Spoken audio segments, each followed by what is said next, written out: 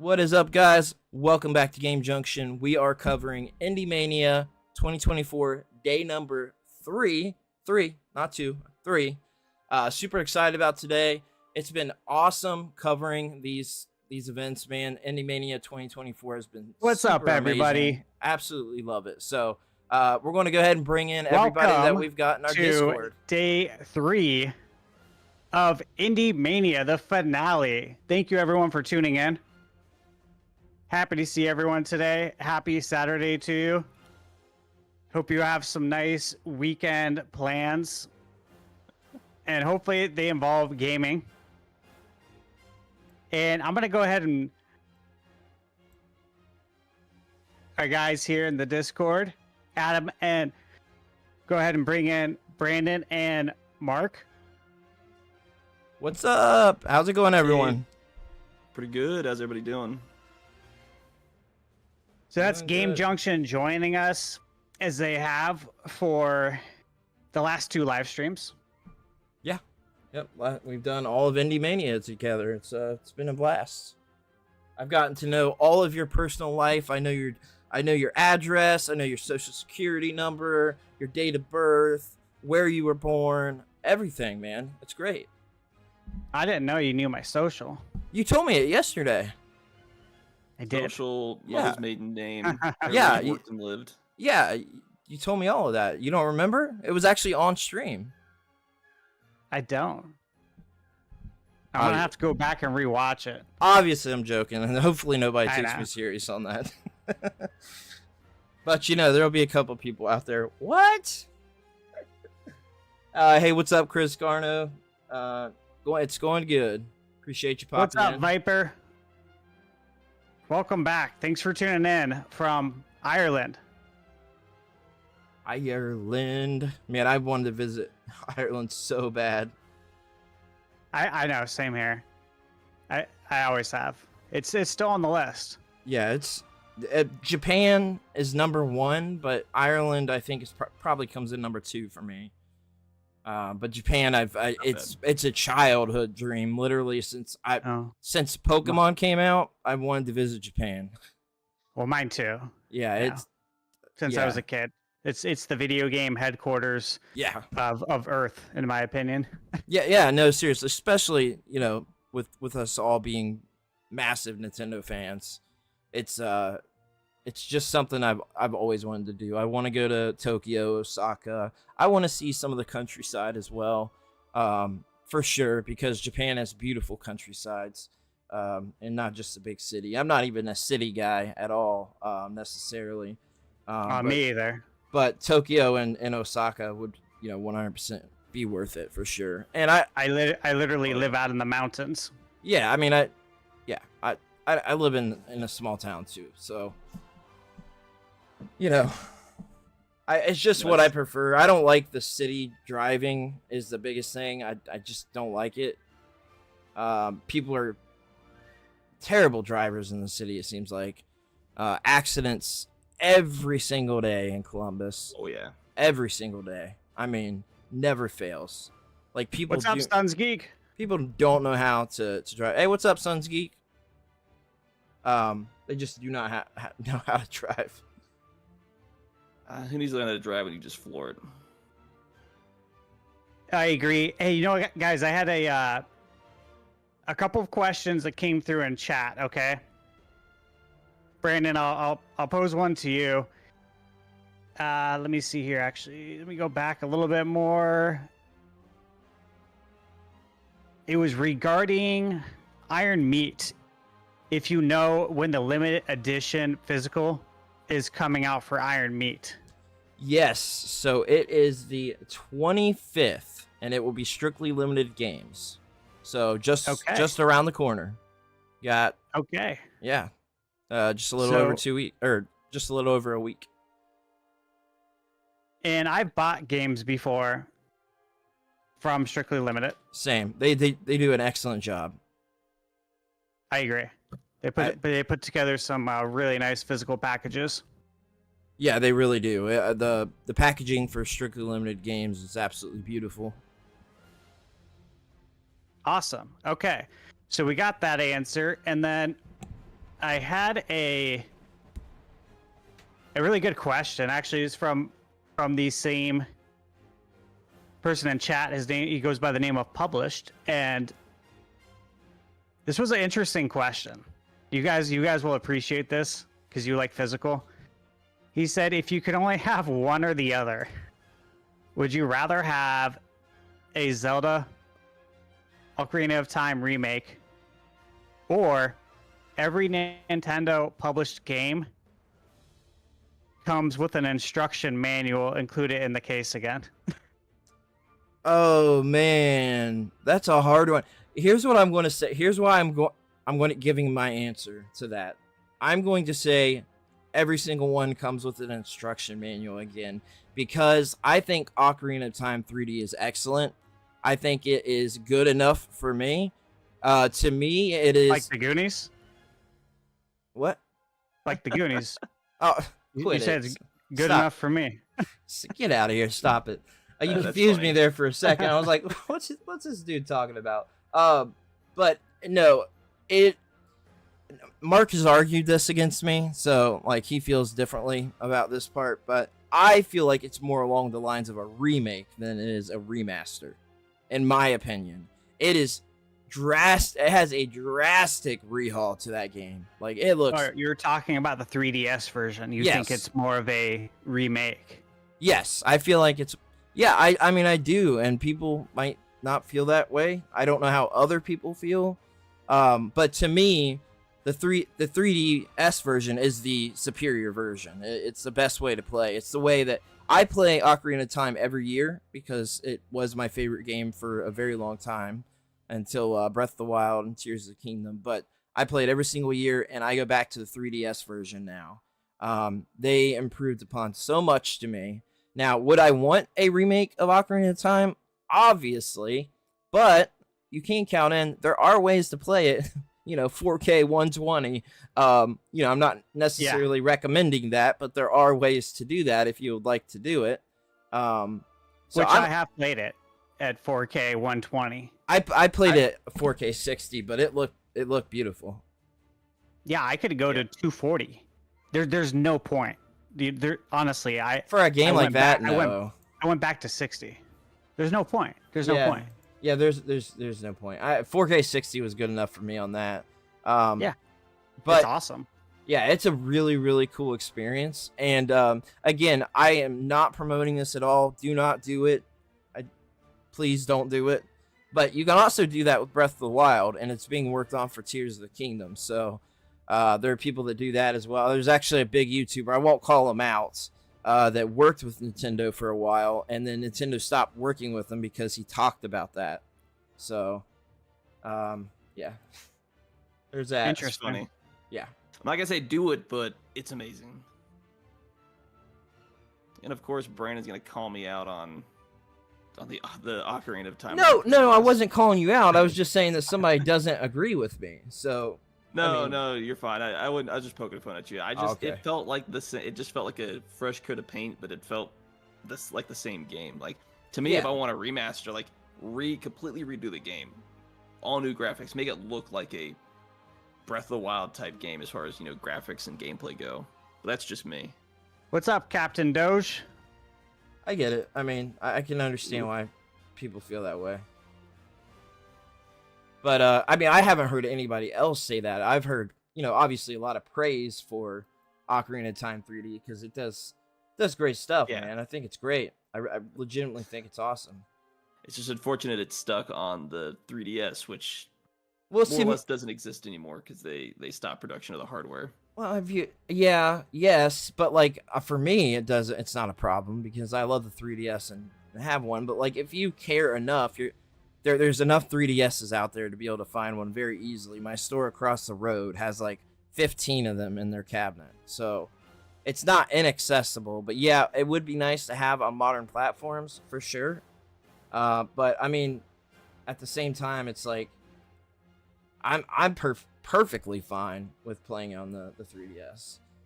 But yeah, again, Switch 2, if it got a remake or even even if they brought over the 3DS version and then like remastered that version, because it is like obviously zoomed in, it is a little fuzzy still. It's gonna be pretty fuzzy. And they like remastered the remaster, I would be perfectly fine with that. I mean, whatever way, you know what? Like, just do something with it. Do something, because people are asking for it. And I mean, it feels like they're slowly but surely rolling out some of their older games, at least on the Nintendo Switch Online. But very slowly.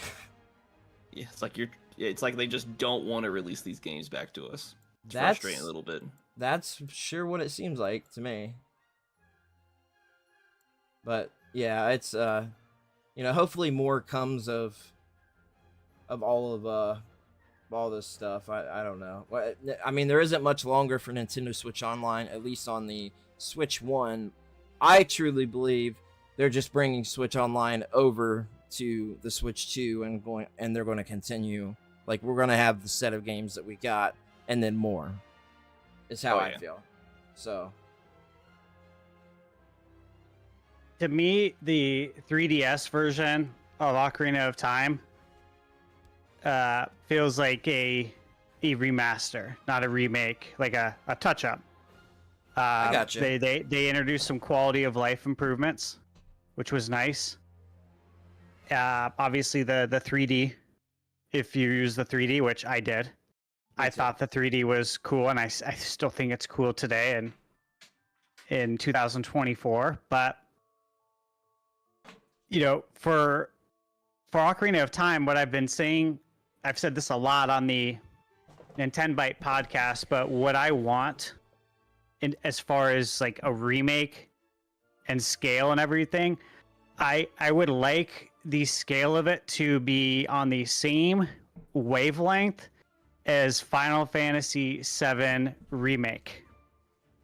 Gotcha. So what they did with Final Fantasy VII, that's what the I original want too. PS1, to the remake, give us something absolutely grand in scale. And the remake trilogy, thus far, the first two, they don't take anything away. They only add to the world, the game, the lore. And to me, it doesn't feel bloated at all. I put over 200 hours into Final Fantasy VII Rebirth earlier this year, and it whizzed by, and it was such a great time. Yeah. So I think about that. I'm like, man, if we could get that with Zelda, that would be rad. It'd be amazing. Yes. And why not? It deserves it. Yeah, absolutely. It definitely does, for sure. It's still the highest reviewed game of all time. Yeah, I mean, it was my favorite game for many, many years.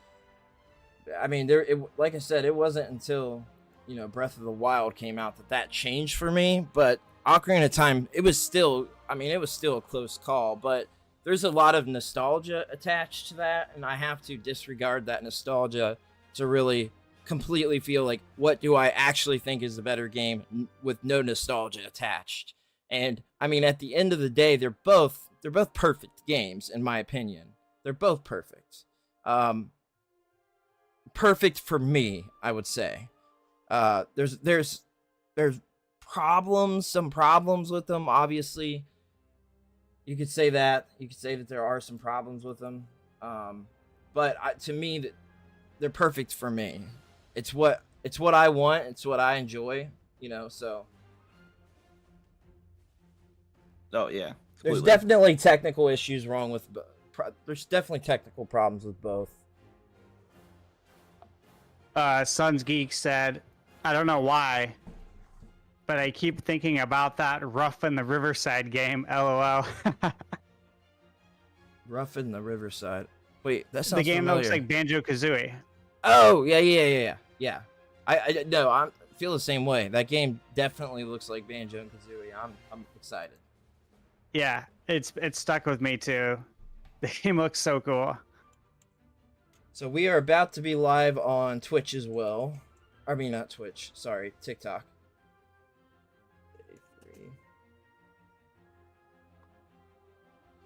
I had to reset stuff up, unfortunately.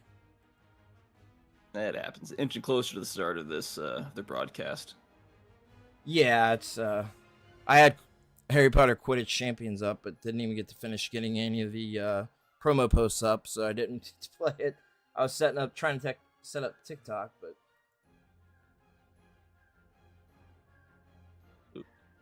So, for everyone in chat today, the main spotlight, you could say, I know for a fact is going to be retroware. yeah, 100%. Yesterday was Way Forward, which I really honestly enjoy their games. I've played so many of them over the years, and they've never let me down, honestly. Yeah. And I've never got anything from them for free. You know what I mean? I've never even got a game code. I have zero affiliation with them. I'm a fan just like everybody else. Yeah. And so I got to say I do appreciate them. And Retroware, you know, I obviously I just reviewed Iron Meat, and that review is went up a couple of days ago. So if you're a fan of like Contra and Metal Slug, check that review out.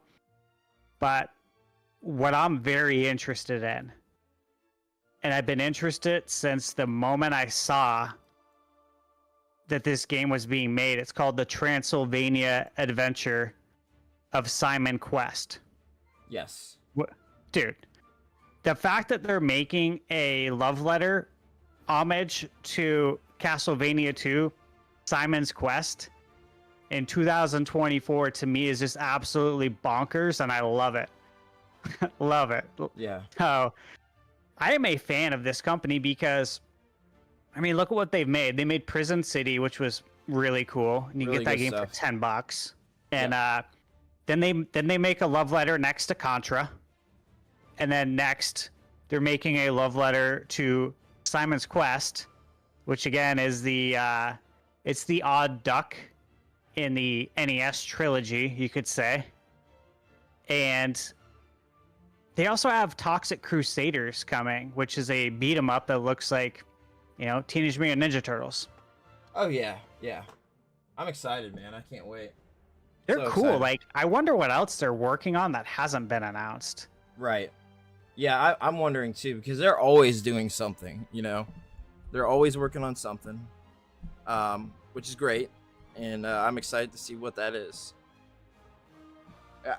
Are you expecting to see more of what's coming, or are you expecting some new announcements?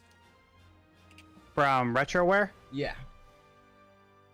I wouldn't be surprised if there's one new announcement because, like, it is the finale, right? Yeah. They're the finale, and Yeah. I feel like they were probably positioned that way for a reason. Yeah, that's how I feel. Because they do have something probably new to show. I mean, my guess is we're gonna see Simon's Quest, Transylvania. We're gonna see Toxic Crusaders. They got to show Iron Meat because again, like it's not out. It's about to come out. It's not out for another 11 days, and I would presume that we get one new title that they're working on. That's my guess. Yeah, then we're getting one new title. I mean, it would make a lot of sense. Oh, Mark, are you live on the Twitch, by the way? Because I'm getting ready to make a X post. Yeah, I am. Okay. All right, so we are. Oh my God, it's making me change it again. I have this TikTok stuff going live on there is a pain in the butt because every time I change something, the other stuff changes back to the old thing, and I haven't even got a single post up for us. IndieMania Day 3. So it looks like the countdown just came up, but it's the 2-minute countdown. So if it's like yesterday, there's going to be another countdown Yeah. after this. Yes. So we will go over to IndieMania then. So there's the countdown up there, guys. So we'll make sure that we're live as soon as this hits. Actually, let me give this baby a refresh. Let me There we give go. this baby a refresh. Actually, I'm glad I did I'm gonna give this baby a spanking. because there was like a 30-second difference there. Yeah, that happened to me the other day for some reason. I'm assuming there's going to be another countdown after this again. Guess you find out. Yeah, published said, and I agree with them. He said a big reveal is what the IndieMania needs to build hype for next year's show, and I can definitely agree with you on that. I would like to see Mike do his closing for the show, Yeah. and then be like, "Oh yeah, and we got one more thing," because Yeah. you know I would- who doesn't love that? Yeah, exactly.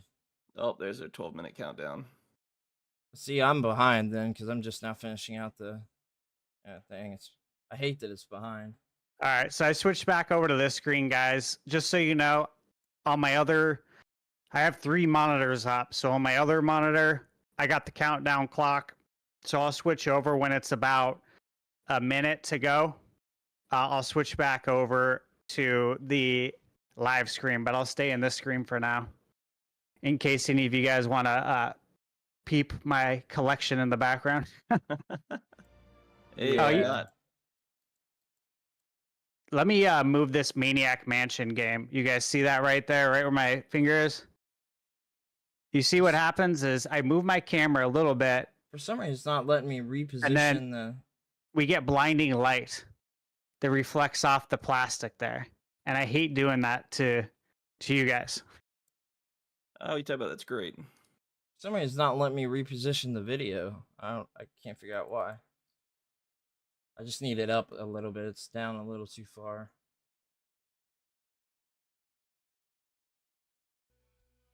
That would be a little disconcerting.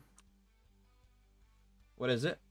So that'd be just a tad disconcerting. Yeah, I can't figure out. I don't know why if it's anyone not- notices that or if it's just me that sees like this blinding reflection in the background. But I want to make sure I don't blind you guys. Oh, whatever. You're trying to blind everybody, obviously. Yeah, right. We know you too much. My Come goal. on, man. It's your life goal.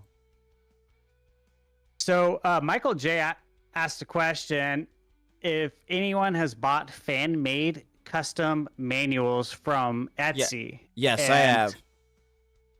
Yeah, I started shopping at Etsy like right when it came out. Etsy itself, when everyone's like, "What is Etsy?" Yeah, I did Nobody too. knew what it was, but they had all like so much cool gaming stuff on there. Yeah, right? they sure did. They Yeah. sure did. And obviously, you know, they still do now. They have tons of cool stuff, but Etsy has really grown, and I love to see it. And I had seen fan-made manuals once, like a while ago, and it was Yeah. something I probably flagged to come back to look at, and I just never did. And now that Michael's bringing it up, I'm like, huh. He said some of the fan-made manuals look professional, as you may expect from typical 90s manuals. Yeah. He says he hasn't purchased any as they're unofficial, but really cool for anybody who wants them. So Yeah, so I only bought it for games that I absolutely love because there's way too many that doesn't have manuals. The ones I bought were very high quality. I made sure before I bought them that reviews said these are like real manuals, basically. So I did that for Super Mario Odyssey, Breath of the Wild, Animal Crossing. What else? I know I have like 6 or 7 of them. I can't remember what else I did, but games I absolutely love for the Switch. Oh, Pokemon Sword and Shield. I bought for both of those. I do want to get the other Pokemon ones though, but I have inserts because I buy the double packs. But they're not like manual inserts. They're like inserts for free 100 I think you get 100 Pokeballs, which is kind of stupid because you don't even use them for long, but You don't really need them. I know if they did like Great Balls, it would be better, or Ultra Balls, but Or 100 Master Balls. Oh yeah, right. You know, I posed a question, and I'll pose this to you guys too, in case you know.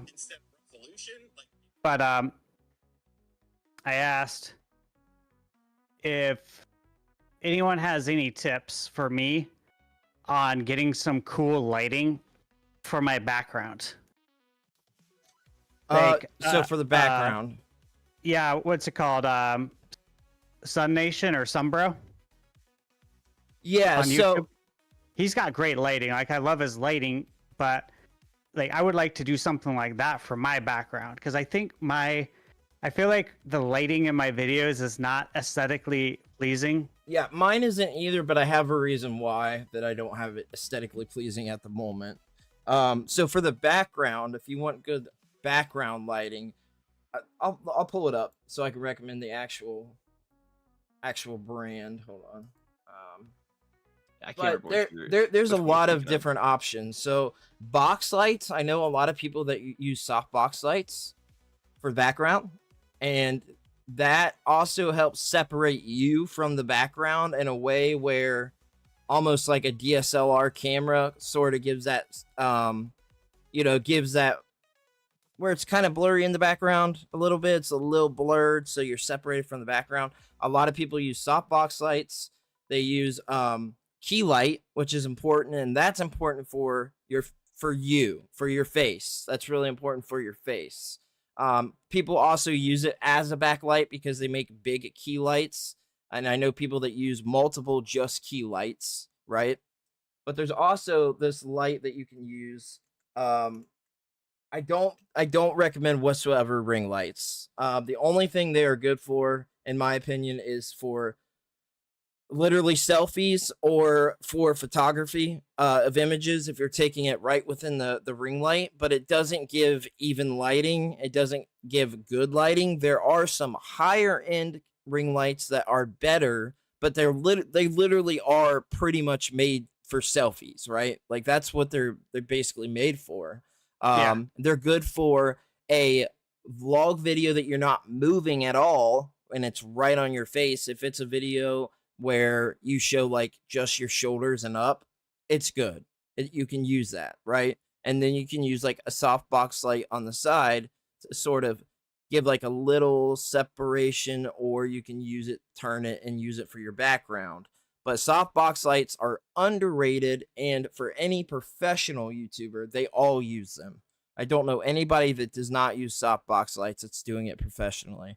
And meanwhile, I am designing a whole studio for a professional YouTuber with a lot of subscribers. A lot. He does it full time. He's the biggest in his niche. So I am buying all the new equipment for him. Like I'm covering all the bases. I'm not only just designing the studio, but I'm designing the equipment that will be used within the studio. And I went to film school, so I do have some training, film and broadcasting.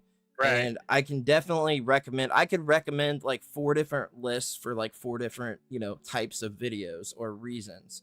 But seriously, I think I recommend using like a good large size key light would be good for the background, but softbox lights I feel like are underrated, and you can use them for the background, especially if you are like midsection and up in your video or something like that. It's a non-standing video. If you're doing like a sitting, like a I don't know, like an RGT style video where he's sitting at the desk. I don't do any standing videos. I'm too tall. No, I've done a lot of standing videos. I don't. I'd have to have my camera like really high, or I have to shoot it like down and up. Yeah, I've done a lot of standing videos. I like to mix mine up. I don't like to do one style. So, and I'm not trying to give people a crotch shot. You know what I'm saying? Why not though? I don't know, man. Yeah. I don't think there's anything wrong with that. Gotta save that for the OnlyFans, right?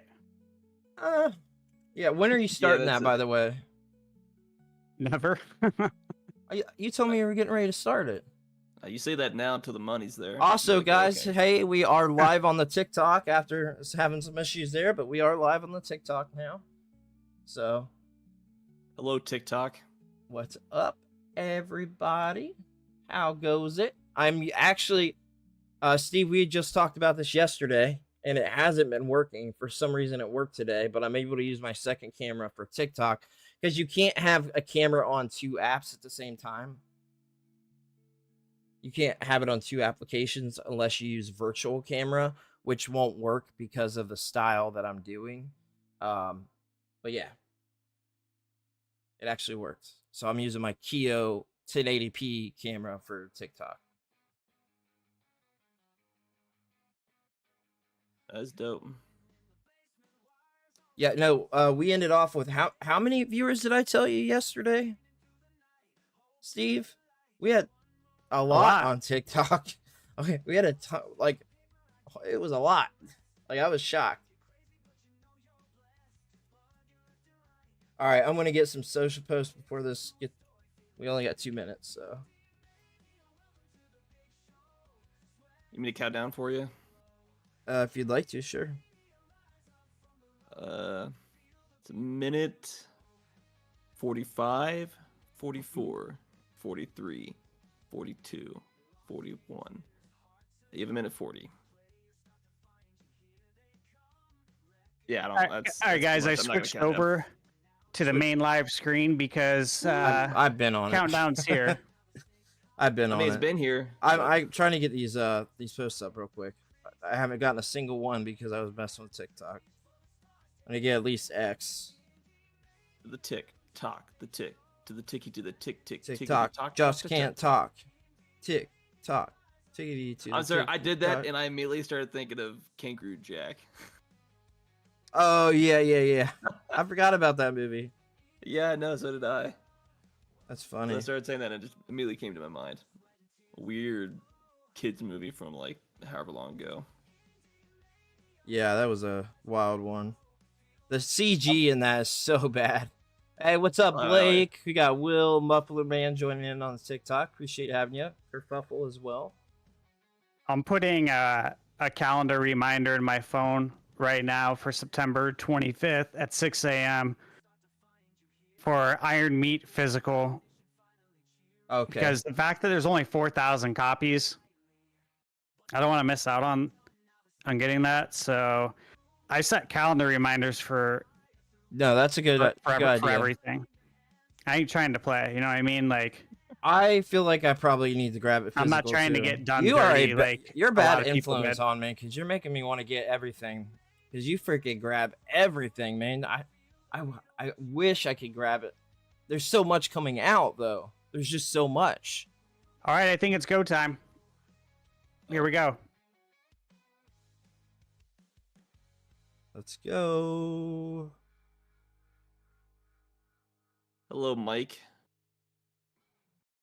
Hello, IndieMania community. I am Mike Odyssey, and welcome to the final day of IndieMania. It's been an incredible journey so far, and we have a fantastic lineup to close out the event. Today, we'll be wrapping up with some of the best indie games and a special interview with the folks over at Pikami Games. I am once again. I haven't heard of that studio before. Who will be meeting with our Me either. developers. And don't miss our surprise presenter later on today in the show. Let's make this last day of IndieMania the best one yet. Hello, IndieMania. We're Causeway Studios, and we're here to introduce The Haunting of Joni Evers. Oh yeah, see, Mark, this is like where you would need to turn it up. Yeah, I saw it was a little quieter. We like to call a stroll player. We take a lot of inspiration from narrative games that we love, like What Remains of Edith Finch, Gone Home, and Firewatch. We love those games, and we hope that that love will come through in this narrative game that we're making. Speaking of inspirations, the aesthetics in Joni Evers were heavily inspired by classic 80s horror movies like Poltergeist and Beetlejuice. We really wanted to infuse it with the same drama, the same atmosphere, and we also took a lot of inspiration from the practical effects to create the effects that you'll see as you're playing Joni Evers. Joni Evers, the character you'll be playing, comes home one As night. one always does. Events will snowball out of control. Not gonna lie, he said walking simulator, and the first thing I thought of was Death Stranding. She will have to delve deeper into the house and face her past about herself and her family members to break the curse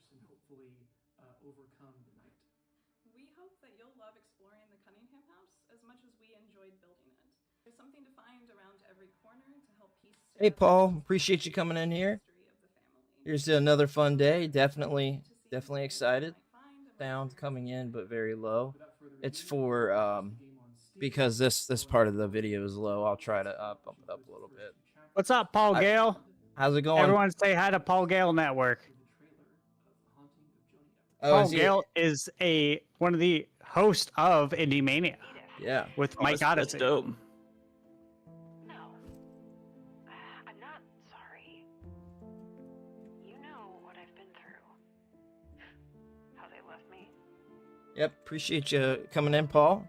We're super excited about today. Damn house. Happy to stream it, Paul. Thank you. Yeah. Thank you. Definitely. It's dope. Very, very happy. It's been an awesome past couple of days, man. Like truly some of the best in a while. I love it. Hey, Mr. Coffee, welcome to the chat. Definitely saw this and I was like, well, October's right around the corner, so it is the season for horror. Yeah, makes sense. That's why I've been reviewing all these Castlevania games, because it's just, for me, Castlevania is synonymous with It is. Halloween time. Oh yeah. For sure. Like I have to play the game that I haven't. It's been a while since I really streamed a whole lot, but the game that I bought like 2 years ago, Doki Doki. October's perfect time to stream that. Oh, yeah. Coming in 2024. Oh This looks yeah. pretty cool. Yeah, this looks cool. I'll go deeper. Thanks, Mike Odyssey and IndieMania for hosting. I'm Ariel Knight. Yeah, I know it's a little low. I just can't go past 0 decibels, so I'll have to keep changing it over. I'll be messing with the audio the entire time if I keep doing that. I'll try to do it for this one since it is low. And it's a really different take on the runner genre. It's out right now on Xbox. Should be a little louder there. Epic Game Store and coming soon to PlayStation. Oh, now it's really loud. Watch this trailer, and if you like it, please. It's really loud on my end. If we're gonna make it back, Oh yeah, now it's really. Yeah, see, Yeah, I've the got trailer real loud. I got a delay. I got a delay on mine apparently. Yeah. Because you said that, and it was like 5 seconds later I got that trailer. Oh yeah. I don't know what's going on and why. I like the music in this. Yeah, I do It too. definitely sounds good. Yeah.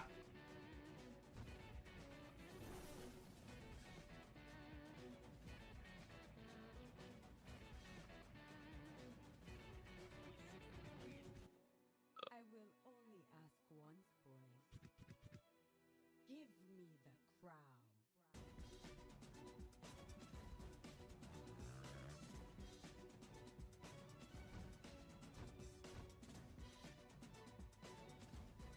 I do like the art style of that game for sure. Yeah, it looks really, really cool. It's an art style that definitely doesn't age as time Mike. goes on for sure. Hey, thanks for I popping agree. in the chat. We are super excited about this stream today. Thank you so much for letting us co-stream Very cool. this, and we're super excited, man. What's up, Mike? Oh. Thanks a lot for popping in. Appreciate it. Oh, look at this. Yeah, I know. I'm like, what's going on? This looks crazy. It says, I just want to play video games. Oh, this looks hilarious. Oh my god. There's a harem gone wrong. I know, I thought the same thing. That's hilarious. This looks interesting. It really does. Yeah. It's got that old Adobe Flash game Yeah, feel to it. it does. It reminds me does. of an old Cartoon Network Flash game. Fighting for a single ship. Oh, interesting. Dude, I'm down for playing this for sure. Get off. I need to protect my virginity till I'm 40 to become a wizard. What? You don't remember that meme? I thought it was. I can't remember where it's from. do know. I do know that you said it. Yeah, that's funny.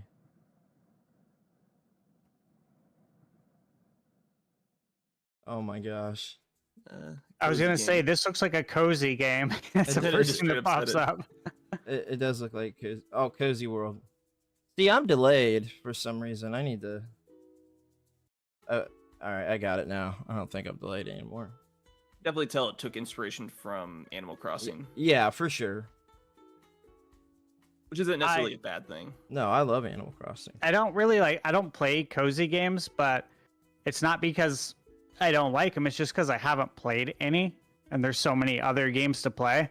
Yeah. But I respect the genre because it's bringing more Well, people into gaming. Yeah, it wasn't even a genre until what, the past, like, I think probably COVID, right? Started it. Yeah, I think the Switch helped usher it in with the portability factor. Animal Crossing, I think, is the first one that started that cozy genre, technically, right? It's not really a genre, but it's like a fan genre, if you will. Yeah. Yeah. Now, is this a shoot 'em up? Oh, dude, yeah. Like. I mean, it's gotta be with that. It's a cute 'em up. aspect. It's a cute 'em up. Yeah, I was thinking the same thing. I actually like cute 'em ups. I like the weird shoot 'em ups that are like just like bonkers and weird. This So looks there's like so much going on screen, you can't tell what's going on. I It's like a mobile this. Game. I like Or I this a assume lot. it is. Yeah. No, I don't think anything's mobile, but well, it would make sense. It is in portrait. You're right. Never mind. And the I'm way an idiot. it's formatted, it looks like a mobile game. It's still, it looks interesting for sure. Yeah, this is an interesting mashup of genres here, right? Because it feels like you said, it's a shoot 'em up. It looks cozy. It looks like it might have some RPG elements. Starlaxy cats. Yeah. Oh, gotta turn it up again. Of our showcase, our IndieMania giveaway. We got All right, giveaway, guys. I love gambling. Okay, everybody, make sure you check the description box Yes. in my YouTube video. There is a link. All you have to do is fill it out, and you could win any of these prizes. Yep, same for you guys over here. We got it in the description on Game Junction as well. And those statues are cool. Yeah, they put out Actually, some of the best statues, period. I do have one of those statues. It's the Urbosa from Breath of the Wild. Oh, nice. Nice. They're definitely nice. Outside of the weird style battery that they have at the bottom.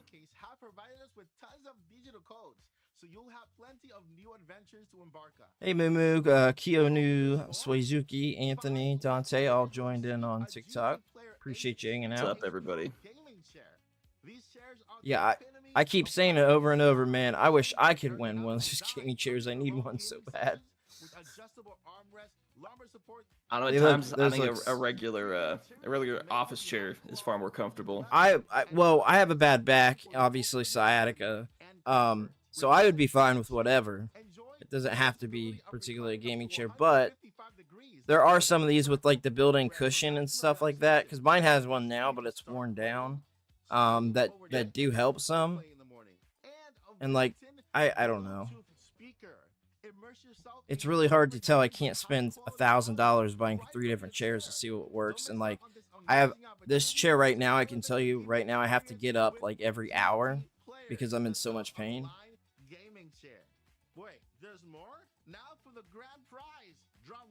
It's unfortunate, but one lucky winner will receive a state-of-the-art Vol Steam Deck with up to 10. that's so cool, man. I don't even have a Steam Deck. Yeah, that's really cool. I don't have a Steam Deck. Games to play on it. To enter the giveaway is super easy. All you have to do is follow the Gleam link down below in the description. Yeah, I would guys, love to check see that somebody Gleam win. link. Yeah. The Steam Deck. Yeah, for sure. And don't forget to give our sponsors a follow on their social media. Yeah, so be sure to check the YouTube description, and then we'll have it in TikTok and all that stuff, or TikTok and Twitch as well. So make sure you check those We descriptions. will contact them. Failure to do so may result in us choosing another winner, so make sure that you are subscribed to our social media channels. Good luck to everyone, and thank you for being a part of our first IndieMania. Now back to the show. All right, back to it. Fall in love with its enchanting characters and immersive world. Let's go.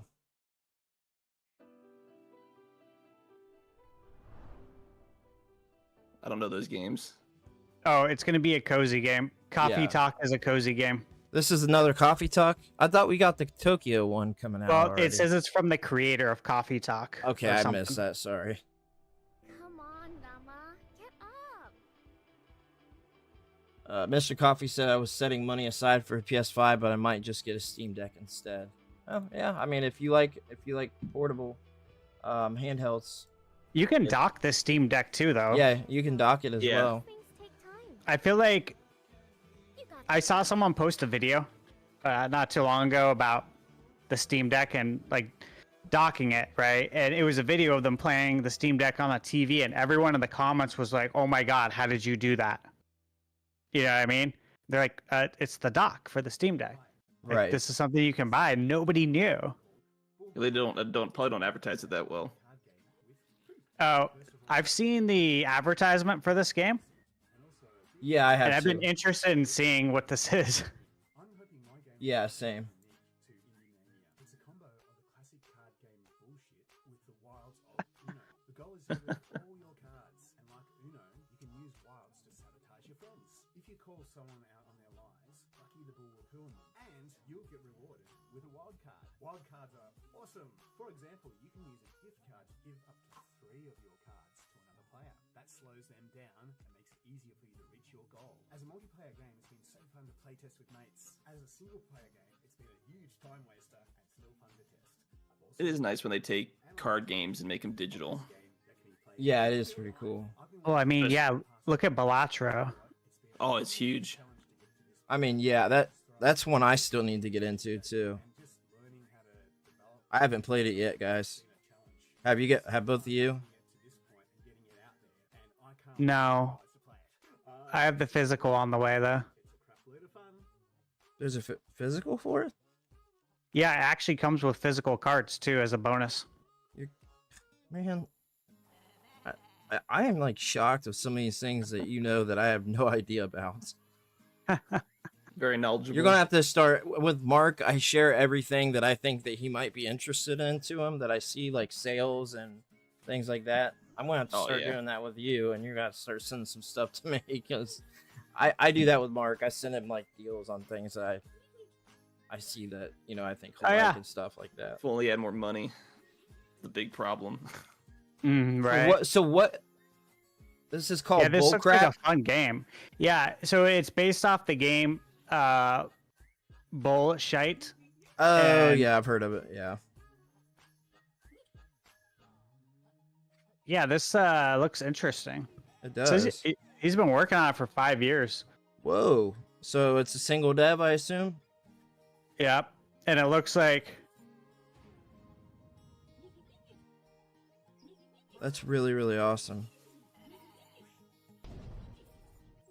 Michael J, you said pre-order of Karate Kid gone in today, releases in a few days. Are you saying that you pre-ordered the Karate Kid game? And yeah, it does come out on the 20th. Are you? Man. Yeah, I am undecided if I want to grab that to do a review or not, because I got to think about it. There's so much coming out. Zelda is going to be a big one. I know. I'm a lifelong Karate Kid fan. No, I am too. I love it as well. Hardcore. Like I actually huge did karate Terry because Silver of fan. it. Oh, you did? Yeah, I did karate because of Karate Kid. That's So, crazy. Yeah. I remember that. My brothers both did karate too. I'm the youngest. And after they did it, I wasn't allowed to do it. Because of course it caused more fighting in the house. Oh, See, you know, they want to test out the karate on me. Yeah, that's what kids do. It's supposed to be the opposite. For us, the big thing they taught us was essentially obedience, and yeah, I know. Yeah, that was the main thing. I feel like we learned more of that. Yeah, I got to blue belt, and we couldn't afford it anymore. It was very expensive. My brothers would have been in Eagle Fang or Cobra Kai. They wouldn't have been Miyagi-Do.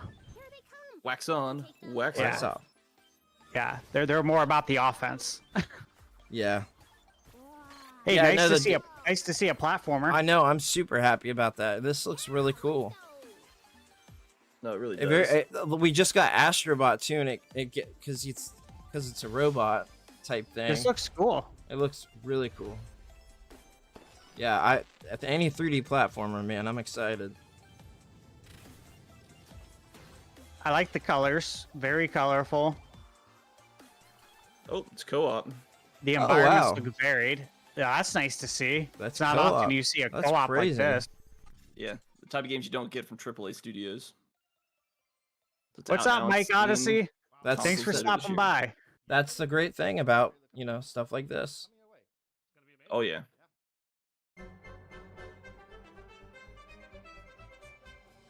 Oh, I like the art style already. It reminds me of classic, like the Gen 1 Japanese anime. Like, I'm talking things like Astro Boy, stuff like that. Oh yeah. That's what it reminds me of. That old school animation. Looks like it definitely tell this game took inspiration from Cuphead with that kind of art style. We've seen a handful of games, actually, probably like 3 or 4 maybe, that gave some like Cuphead art style vibes. Yeah. And it works. Which is cool, yeah, because, like, it's a very cool art style. Yeah, I agree that it has a good vibe, Paul. Definitely. Now, this looks interesting. Defend the... Turn this one up a tad. Yeah, I gotta turn it up, too. Loads of traps. Lots of levels. I know this is not the same, but it's like the opposite side of you're defending Mother Brain. Oh. Brain Defender. Brains Defender. Now, let's move on to our next exciting game. A haven for humans and monsters.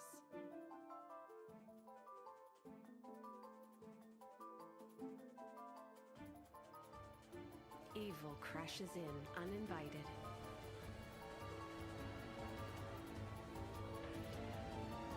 Chaos and fear spread. Heroes rise, standing alongside the monsters.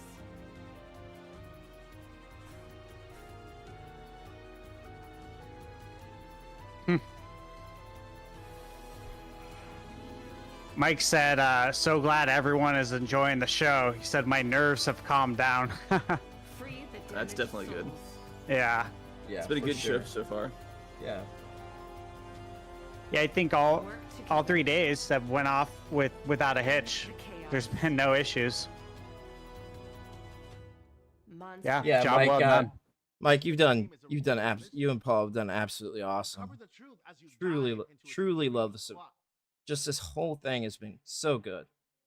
Very professional too. Oh yeah. Oh, what is this? I like the music.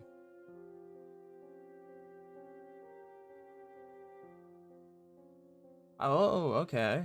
This looks interesting. Oh. So, detective story. It reminds me of.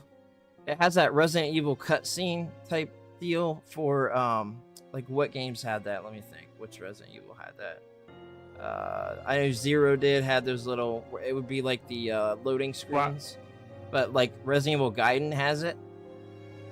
Oh, yeah, the loading screens, like yeah. when you open a door. Yeah.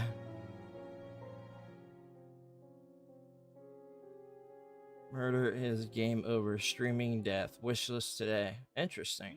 Interesting, yeah. Definitely. I don't know, Paul. Why did this scarecrow win an award? Because he was outstanding in his field.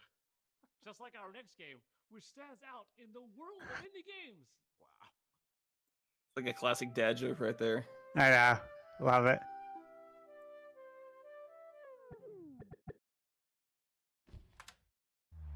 Opposing farming sim. Psych.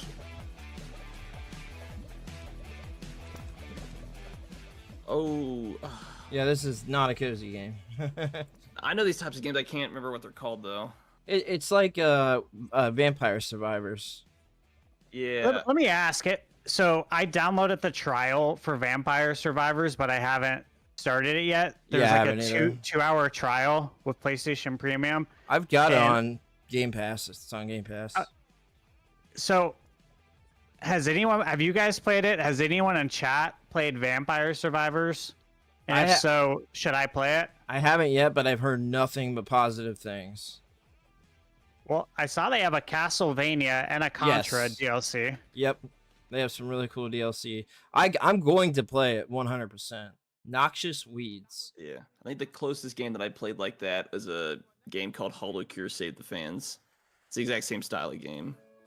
They're definitely fun. Yeah, they are very fun. I played a lot of games like that. I heard it's very addicting. Yeah, that's what I've heard too.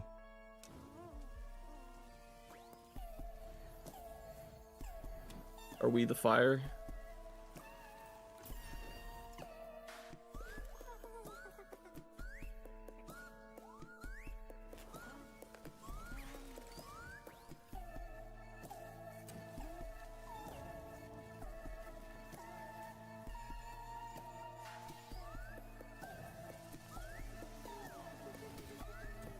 A lot of nice art styles on display, art and animation throughout this whole IndieMania. Yeah, it's just been a lot of unique looking stuff. Not like the same standard stuff you get out of, bigger studios. Exactly. That's what's been so great about this event. Like, they have showcased. Yes, there's been several that I'm not interested in because I don't like the genre, but I have been interested in more games than I've not been interested in the showcase as a whole, like legitimately. Like I told you I was writing down a list. I didn't bring my notepad over here to do it today, but there is a lot of games that I'm interested in. Was a treat. Up next, we have another game that will blow your mind. From Retroware Games. Oh, there we go. Iron Meat. Oh yeah, so Can't recommend this enough. I streamed this on Twitch and it's still on there, the VOD, so definitely check that out. So guys, this is the game that I posted the review for on Wednesday. So check out my channel. I got my review up. I had a blast playing it. I play a lot of Contra and Metal Slug. I reviewed a lot of Contra games. So I'm super familiar, you could say. I'm more than familiar. Honestly, not trying to sound modest or be modest, but I'm like an expert, I would say, in this genre. And I know it very well. In this game, you got to check out the review. Basically, he's saying disregard checking out the Twitch, and I suck because I haven't beat the game. No, if you want to see live gameplay, go check out your Twitch. I'm not good at it. I love it though. I'm so excited to share this project with you. Dogwood Gaming. When I first started making video games, I met an older artist named John Rayford. John did 3D modeling in his free time and focused entirely on vintage race cars. I grew up with my dad taking me to car shows, and I fell in love with them all. It's what got me into period movies and period games, and I always wanted to be able to make one. As John and I became friends, he one day gifted me all of his models to use as a base for what is now Royal Montgomery Raceways. You'll be able to create your own driver who will race alongside the racing greats on racetracks. I might have to put gain up even more on this. Research and partnered with incredible historical societies and museums, such as the Nethercut Collection and the Audrain, to ensure an accurate and exciting experience. Your story will take you from the days of board track racing in the United States to the prestigious significantly Grand Prix low. of Europe across the 1920s and 30s. You'll encounter cars that have left their marks on history, as well as provide you the opportunity to create your own legends. In the classic car, This sounds interesting. Yeah, it does. about these cars once their current owners have passed away. Our goal is to share that love for vintage cars and help build that bridge for the next generation to fall in love with them as well. Yeah, it definitely sounds cool. For sure. And for those of you that live in New England, we will be releasing a demo that will allow you to race on Quidneck Park, a racetrack from 1901 that the Vanderbilts raced on in Middletown, Rhode Island. You'll be able to race it in the racing simulators at the Audrain Museum in Newport, Rhode Island later in September. We cannot wait for you to join us and race through history yourselves. Very cool. Definitely. That is an interesting collaboration. It really is. To collab with a museum. That's cool. The origins of racing tell tales lost to time. legends that created the foundations for the sport. That's really cool, man. It absolutely is. Even the best drivers knew they couldn't remain at the top forever. I am very much interested in this game. Issued across the world. New take on racing games. Yeah, for sure. Also by All fascist for it. forces looking to dominate the sport. The founders of the automotive world didn't just build them, they raced them themselves. The legends of the golden age of racing are littered with the names that built the industry giants we have today. Chaos and uncertainty punctuated by exhilaration and wonder. Safety and regulation I like the rarely lead to music. innovation. Yeah, very good stuff. Sometimes, in order to win, precautions must be thrown aside. Safety, we don't need it. Get that out of here. Yeah, get that. What we don't want The all early that. days of racing were mastered on tracks of dirt and wood. A sport fraught with I haven't worn a seatbelt in 10 years. rewarded with victory, and a single mistake could cost one their life. I was joking, by the way. Every car Report has you its to the own police. story. I think Steve's over there angry at me. Every engine change, No. every brake swap, each car a unique creation. Legends lost to history are now yours to create your own legacy. Don't let your greatness be just a moment in history.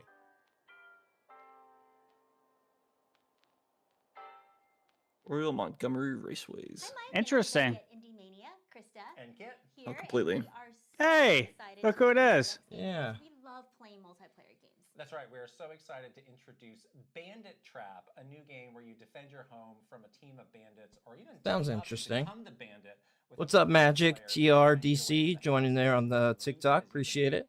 And this fresh 3-on-1 multiplayer online physics-driven game is so much fun for everyone. So check it out.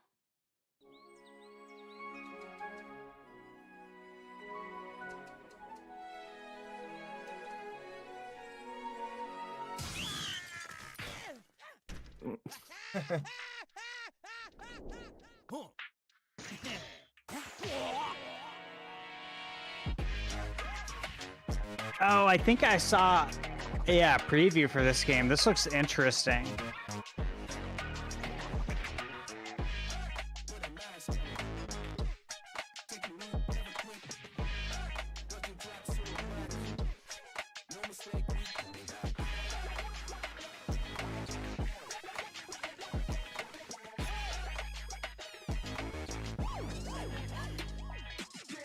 Hey, this looks really different. Yeah. Oh, Yeah, I mean, it really I does. like that. It looks so different. Yeah, it looks definitely unique. Interesting take on the world's most scuffed robbery.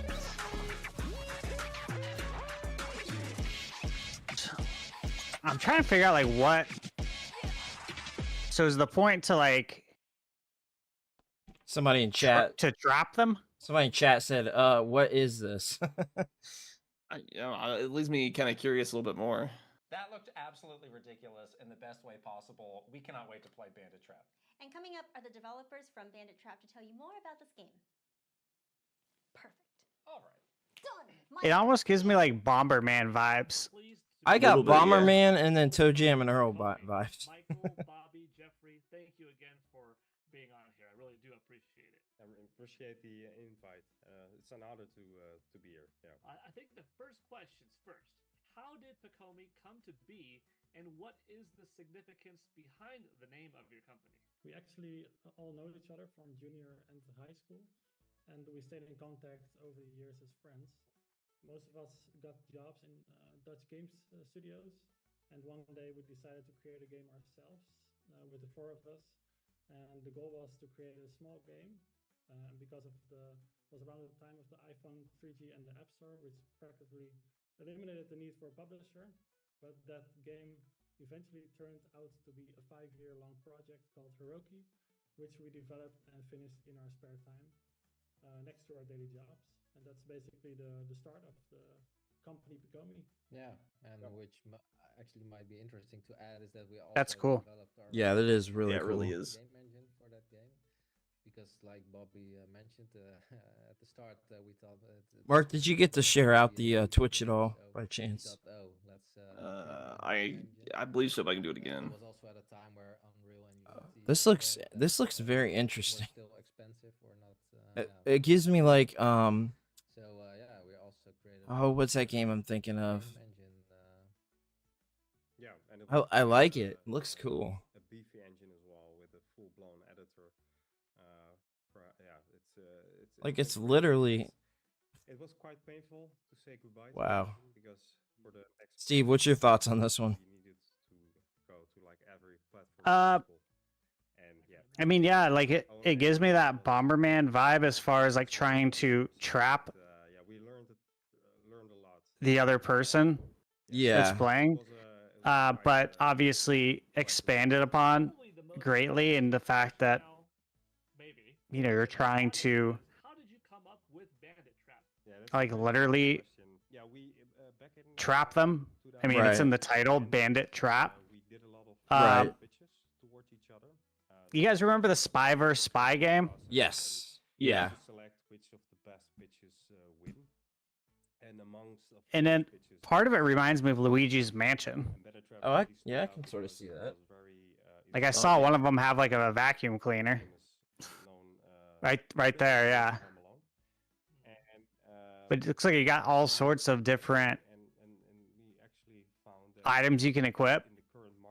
You got like the plunger from the reminds me of that game was it Quackshot on Sega? Oh yeah. Yeah. We thought like, and family-friendly games are our specialties. I mean, our previous two titles were quite family-friendly as well. And then we saw like, okay, this Very interesting, that's for sure. Taken by asymmetrical horror games, Dead by Daylight, really popular and really cool game. But we thought like, what if we can build a family-friendly version of that in the Home Alone kind of team? So I need to stream the game. and I'd stream it. It's I think has been the right Confirmed. decision because all of Look at the that games Samus statue back there. That is so rad. really come to the ultimate test. Wind Waker is too. Yeah, that Wind Waker one's cool too, but that Samus is big and looks really, really cool. Mark, you don't have that, do you? No, I don't. Home Alone type of game, asymmetrical game. You're not a true Metroid fan then. Oh yeah, of course. That's what we're deciding this off of.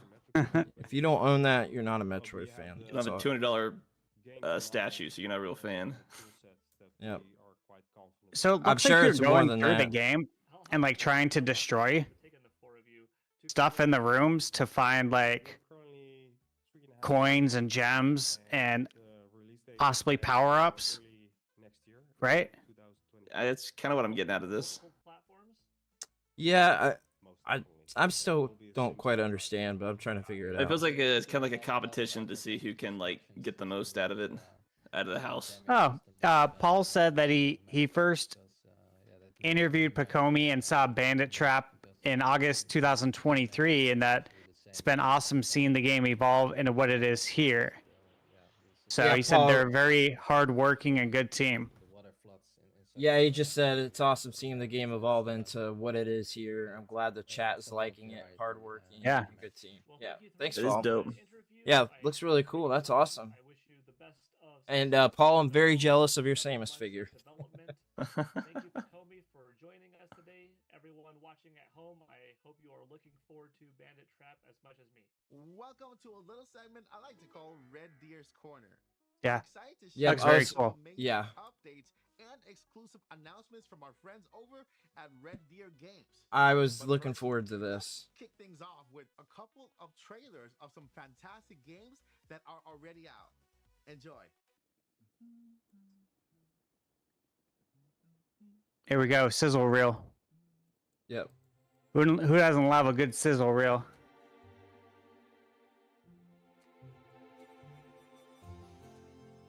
Yeah, they're essential, man. These days. I know. I enjoy them.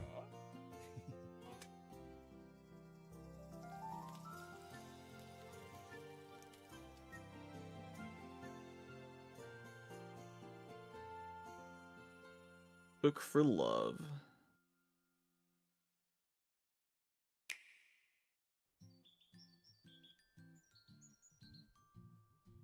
Let's go. This is Mark. This looks like your type of game.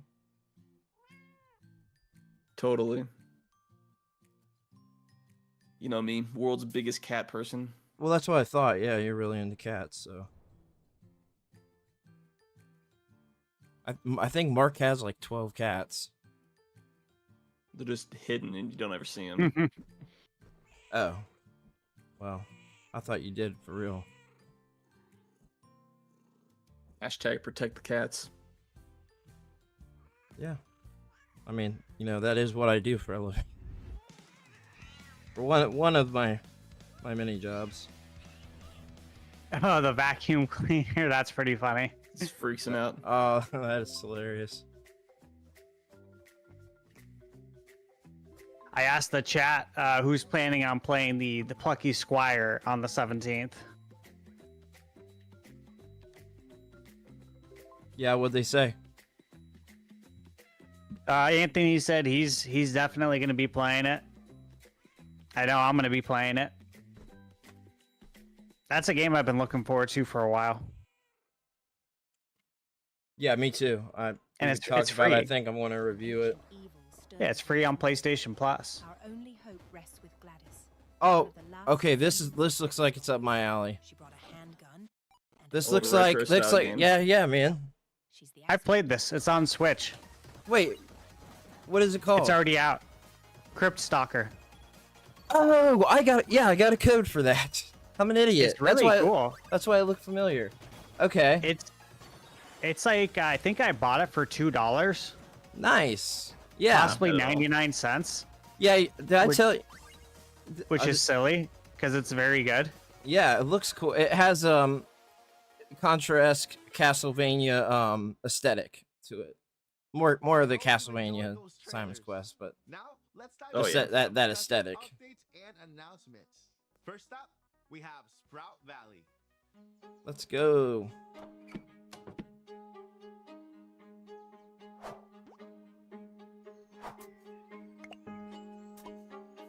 Another cozy farming game. I know the community definitely gets excited about, you know, all the releases in this sort of genre, and I like farming games. I don't play them that often, but I stick to the series that I love, which is Rune Factory and Story of Seasons / Harvest Moon. So I do really enjoy those series a lot. I've been a fan since I was a kid. No, you're a big fan of Farm Simulator 24. I play it every day. I can't wait for 25. I'm so excited. Steve's over there being awfully quiet today. New updates. I was replying to the chat. Oh, okay. So make sure to stay tuned to Red Deer's social It was funny. I've got yours pulled up. Years ago, I was hanging out with my cousin. We go over to his lady's house, and the kids who are teenagers, right? They're about teenagers, right around that age, a little bit younger, but they were playing Farming Simulator on the PS4 at the time, and they were like hooked. They loved that game. Yeah. And I was like, this is interesting. I've never, seen anyone like, I've never been to someone's house and seen them playing Farming Simulator. I know people play it, but I guess I didn't expect like young teenagers to be like super hyped about Farming Simulator, and I was watching them play it, and it was like peaceful watching them play it. It was like calming, I guess you could say. I'm like, this is wild. And you got Power Wash Simulator, you got the lawn mowing simulator. I'm like, these were all chores that I did growing up. Yeah, me too. Oh yeah.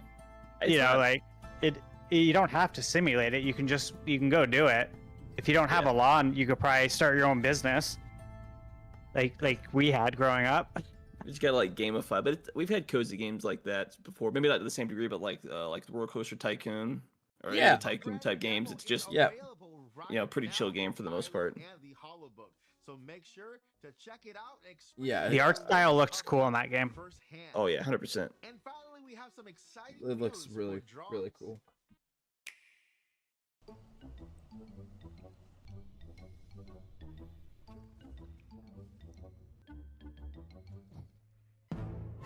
Lucky. That.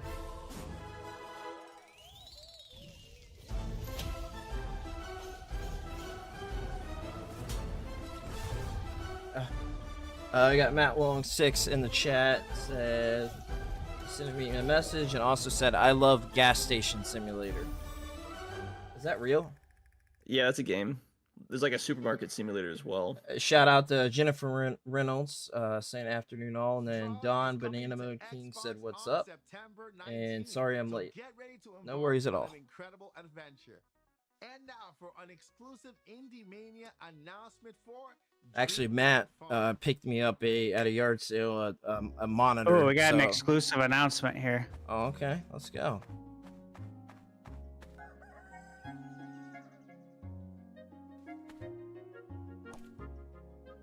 You know, I would love to see a video game based on the TV show Supermarket Sweep.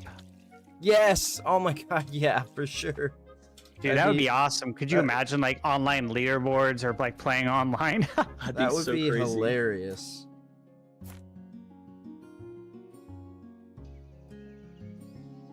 There's like so many IP I've thought about. I was talking to one of my friends, Mark Pickering. I've known him since first grade. And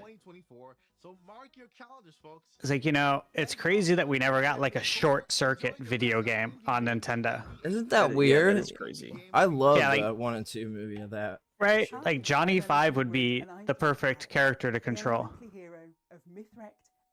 Matt said he just pre-ordered Mario Party Jamboree. Yeah, I will be getting that day one, and of course, I am going to stream that with the community. So, if anyone wants to join in on that, I'm planning a community stream for Jamboree for sure. I'm super pumped for that game. It looks like a return to form for Mario Party for me. The last one was good too. This one just looks better. Yeah. Fortunately, the island is home to a dysfunctional family of oddballs, the long-lost Greek gods. The plot thickens. They have no recollection of who they are, and they've each shut themselves away in a Interesting. different part of the island. So, it's up to you to save the gods. Explore the island, make new friends, return their memories, and solve the mystery. Interesting. There's a nice color palette on this game. Yeah, for sure. That's a little weird though, right there in the underwear. Well, it's supposed to be Hermes. Yeah. I don't know if that's. I don't know what that means. Oh, I get it. Cause okay. From like Greek mythology, Yeah. right? Yeah. Never mind. I'm an idiot. Arminius betrayed us. 30,000 lie dead in these accursed woods. How you survived is unclear. Stuck behind enemy lines, your first priority should be survival. Gather. This looks interesting. It does look very interesting.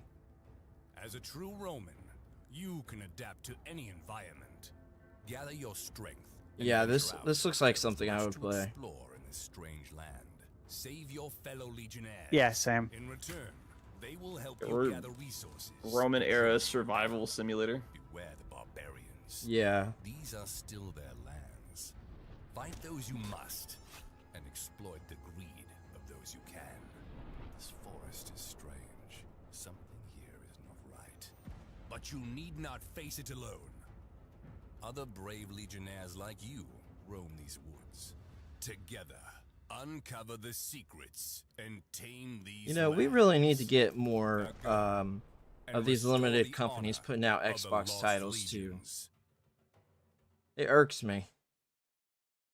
Interesting. That game looks pretty cool. It does look really cool. World premiere gameplay. Let's go. Ooh. Hey there, I'm Felix. And I'm Jens. We're the co-founders of Turok Interactive. What you see is pre-alpha gameplay of Lost Legions, our multiplayer open-world survival game where you step into the sandals of Roman survivors after the historic battle of Teutoburg Forest.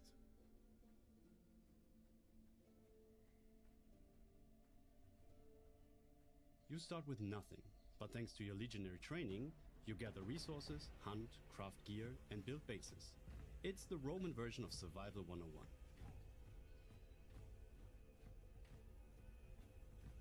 101. You called it, Mark. I mean, it's just what it looks like. Yep. That base camp right there reminds me of Red Dead 2. It does. That little tent set up there. Three unique features: conquest, NPC management, and narrative.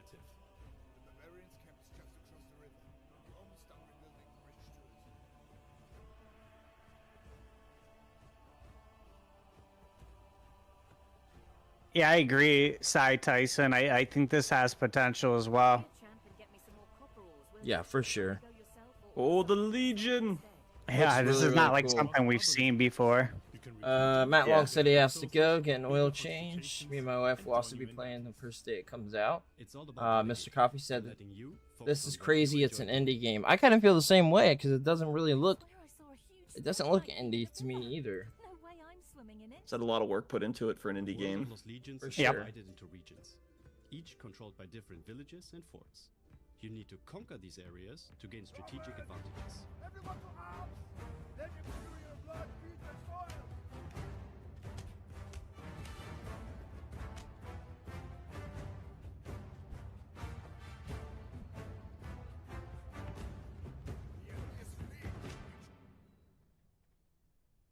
We also have a strong narrative, with voice dialogues and interesting characters. Ah, Optio. Two of my watchmen, Darius and Fabius, are missing since last night. But the story itself is totally optional. So, what's your guys' thoughts on this? Is it? Do you think it's something you guys would play? High likelihood for me. It's a game that I'm interested in. It's a game that I think if I play, I might put a lot of play time it a into it. lot. Yeah, I might play it a lot. Especially if there's any kind of multiplayer component, would definitely add the amount of time you could put into this world. Yeah, for sure. I'm with you on that.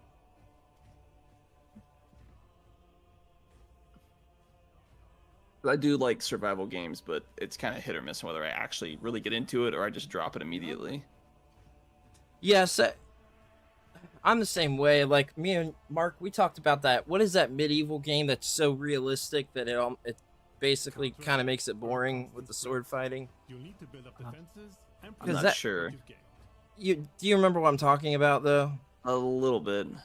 It's like so realistic instead of like a Skyrim-esque game where it's I know like, exactly. like the sword fighting is so realistic that it makes it super boring and like cumbersome and annoying. And that was my problem with the game. But it looks, I'm not saying it is that game, but it looks like that game, like visually. Which it looked good. That game looked good. I just can't remember what it's called.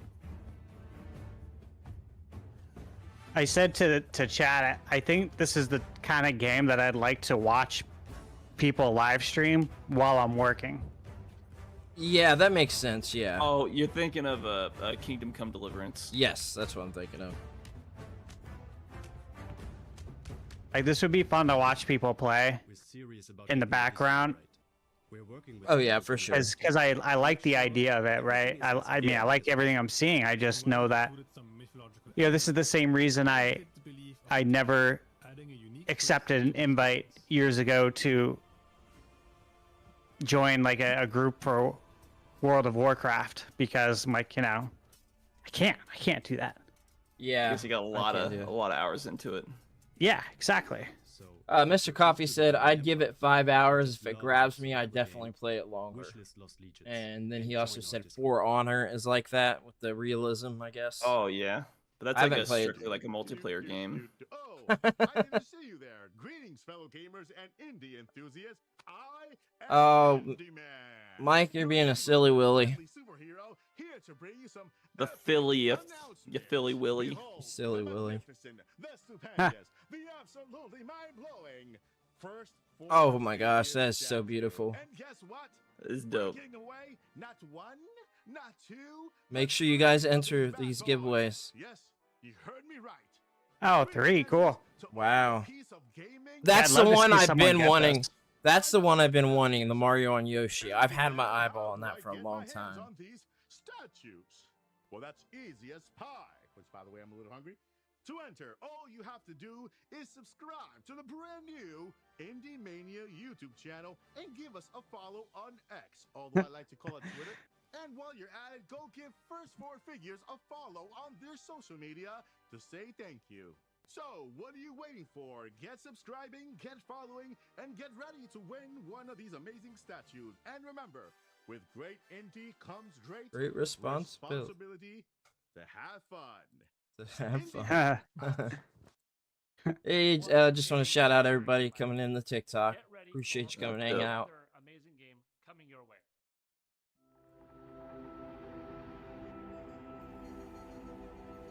Hey, thanks Cats for Nelson for becoming a channel member. Appreciate it a lot. Thanks so much.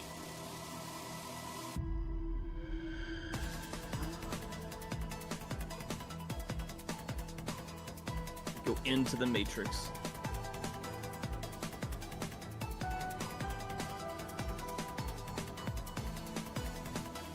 Oh, thank you, Daniel, for gifting the membership to Cats for Nelson. Appreciate that.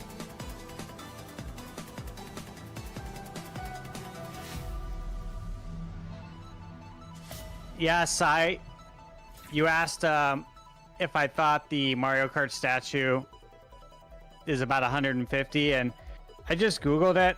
I think I'm it's seeing 300, prices. right?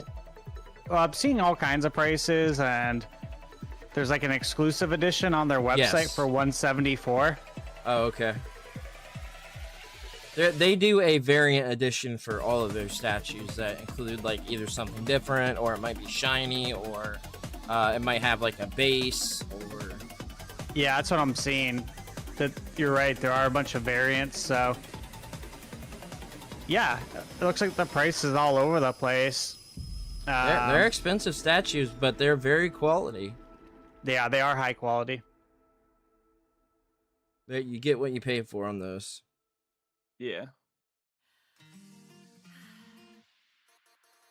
Ever since I woke up in this place, I've been trying to understand what I'm supposed to do. What you want me to do. Yeah, I agree, Michael.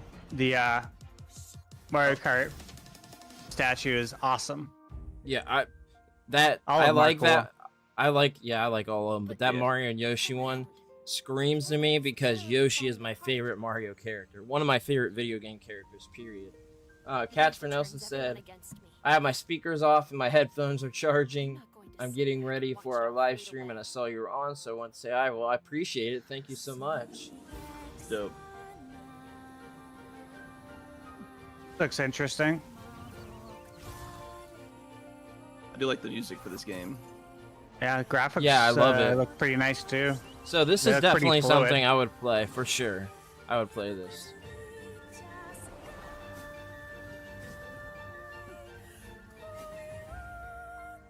Yeah, Mark, this seems like something you would probably like too, right? Probably, yeah. All it has to have is Japanese music, and you're good to go. And there's an I don't know what it is. an anime girl. The music just reminded me of the of Nier and Nier Automata. As far It as does the a music. little bit, yeah. Yeah. It's a good point. It's just the first one that came to my mind when I heard it. Yeah.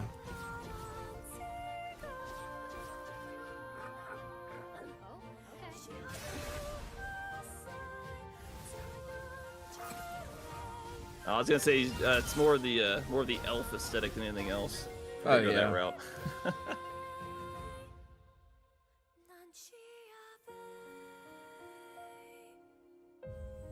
Interesting. That looks Yeah, cool. Looks very cool.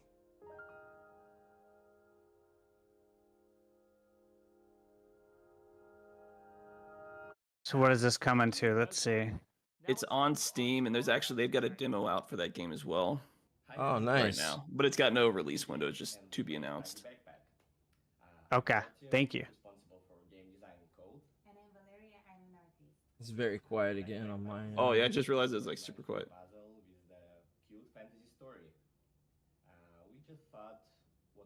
I've got it turned up and gain a lot. And all you have to do is organizing your loot in your backpack. And we also really like the games like Unpacking, A Little to the Left, Cats Hopefully that's good for you guys.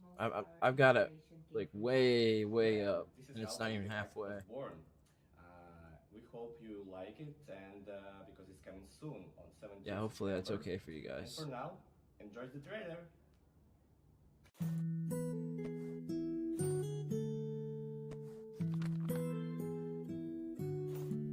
Cool.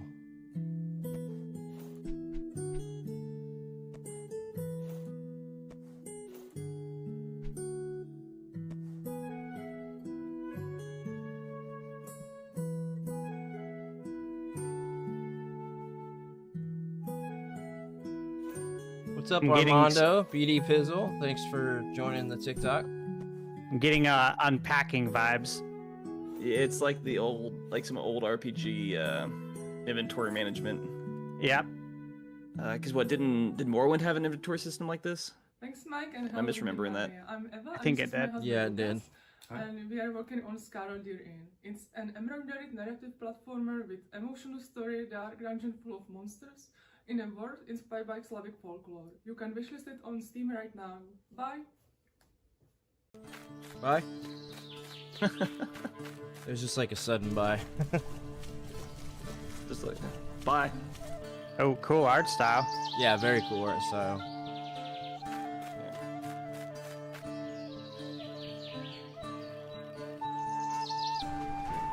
Yeah.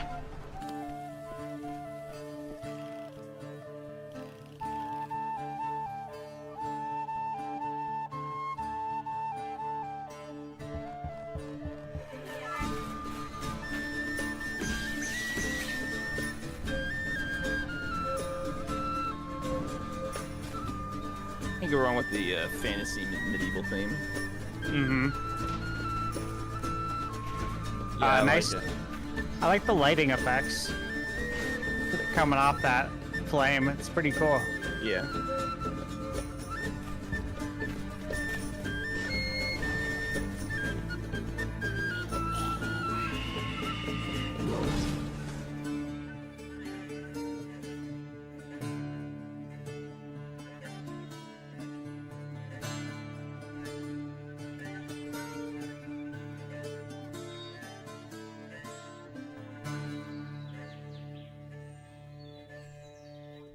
Interesting. Very interesting. Engaging experience. Up next, we have another fantastic game.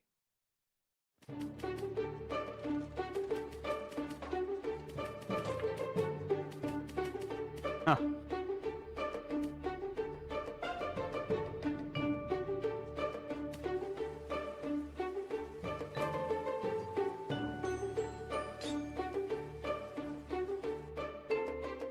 This looks cool, man. This looks like something I would play. Yeah, this is very interesting. Like a little mechanical spider. Yeah.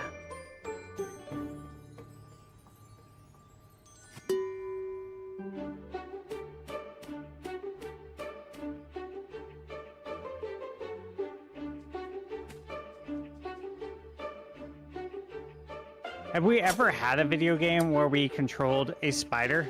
No, but this is very Chibi Robo-esque. But we've had Mosquito, the Mosquito game, where you control Mosquito, and it's exactly like this, which is a very rare game, obviously. Mr. Mosquito for PS2. Yeah. I love that game. I don't know if you guys have played it. It is it's just like this. I mean, not the mosquito one. No. Oh, you gotta check it out and watch gameplay. It's so cool. It's such a good game. Viper said, "Man, very unique. If only I didn't have a phobia with spiders." Hey, this is how you get over the arachnophobia. I hear you on that. So this one I will be playing. I will definitely be playing.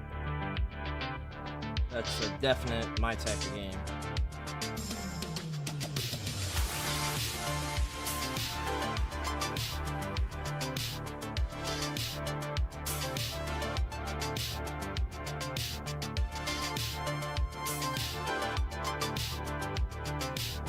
60% off.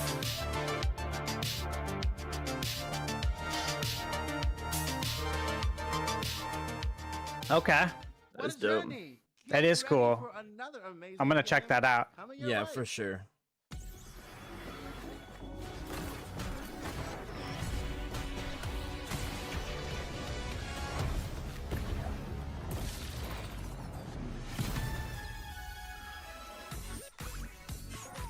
Interesting. What's going on here?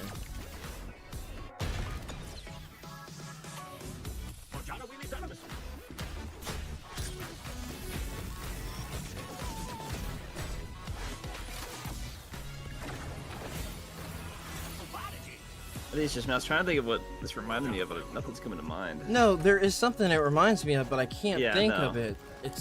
Like that character looks exactly like a character I had pictured in my mind, but I can't think of what game it is.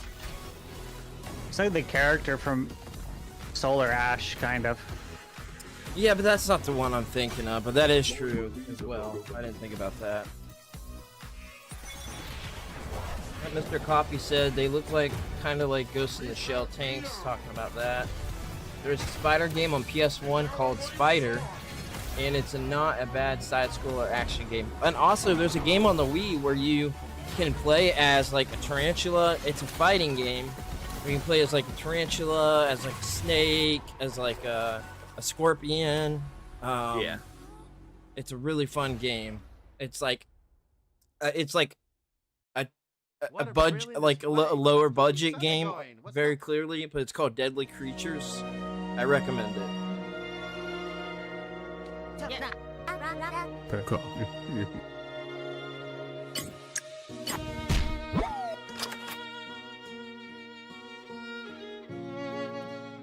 Oh, that was loud. I have no idea what that was. Something loud just came out. I think somebody followed or something on Facebook.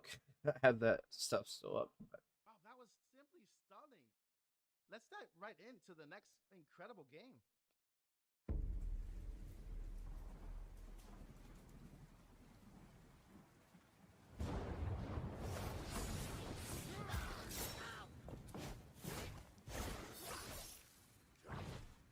Looks cool.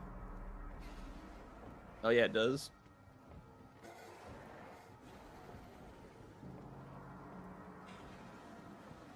Oh, hey. Just want to shout out Jedi Kai. Subscribe, tier 1. Hey. 2 months over on the Twitch. Definitely appreciate it. Awesome. Thank you so much, Jedi.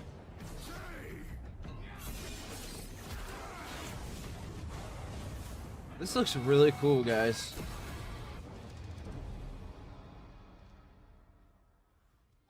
It's a. That does look cool. Yeah, it's a like fighting game. No, it's not a fighting game, I would say. It's like a hack and slash. Like yeah, yeah, I guess.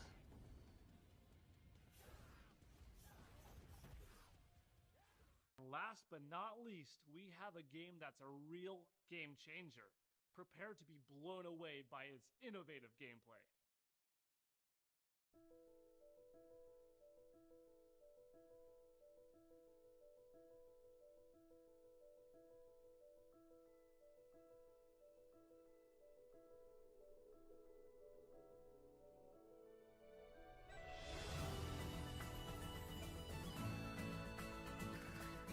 Ooh.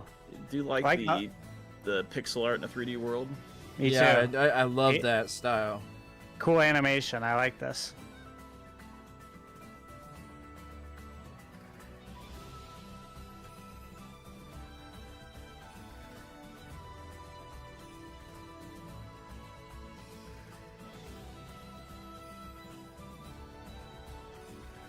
Oh, that looks cool. Yeah, this looks really cool. Eartha.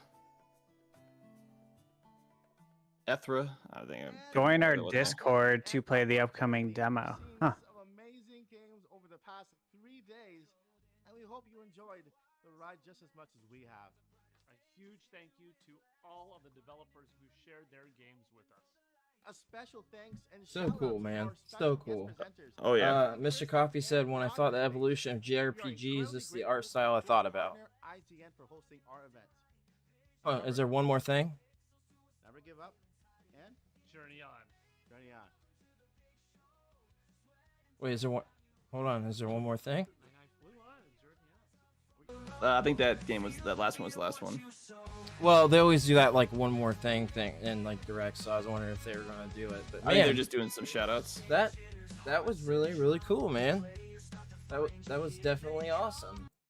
Oh yeah, it was absolutely. Well, there you go, guys. A lot of fun.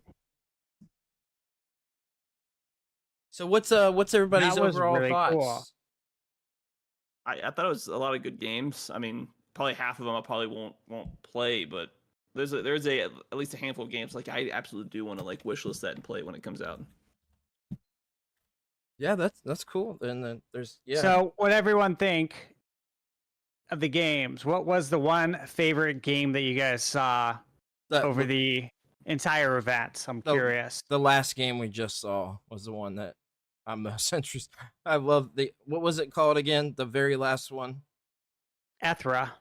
So that one is probably the one from the event I'm most interested in, but it's definitely not the only one. Thank you guys all for joining. I'm glad you had fun over the last 3 days. I'm sad it's over too, but there's so many more events coming. I'm sad too, man. I actually am. It's been like it's been cool. There will be more events to live stream. I'm gonna live stream. Hey, what's up, Jay? Yeah, I am too. Appreciate What's you up, coming Jim? in. My cousin Jim just stopped by and said, "Hello, Steven. It's your cousin Jim. When will you be starting your dream stream?" Wait, what's a dream stream? I don't know. Oh, okay. Yeah, appreciate you coming in. Jay Bartlett is part. Listen, he is part of the N64 documentary. It's basically it's kind of a film, the N64 Quest, coming out. And it's really cool. So please, guys, go check that out. There's a Blu-ray of it that you can buy. It's awesome that they're doing that. So they made their own movie, and it's about collecting every game for the Nintendo 64. So it's really fun. cool. Yeah, the 64 Quest. So Published said Citizen Sleeper 2 is a game we gotta check out. And then Anthony, you said the last game, Ethra. And I don't know if you guys saw, but it said if you join the Discord, you can play the demo. So if you want to check that out, there's your ticket to trying it out.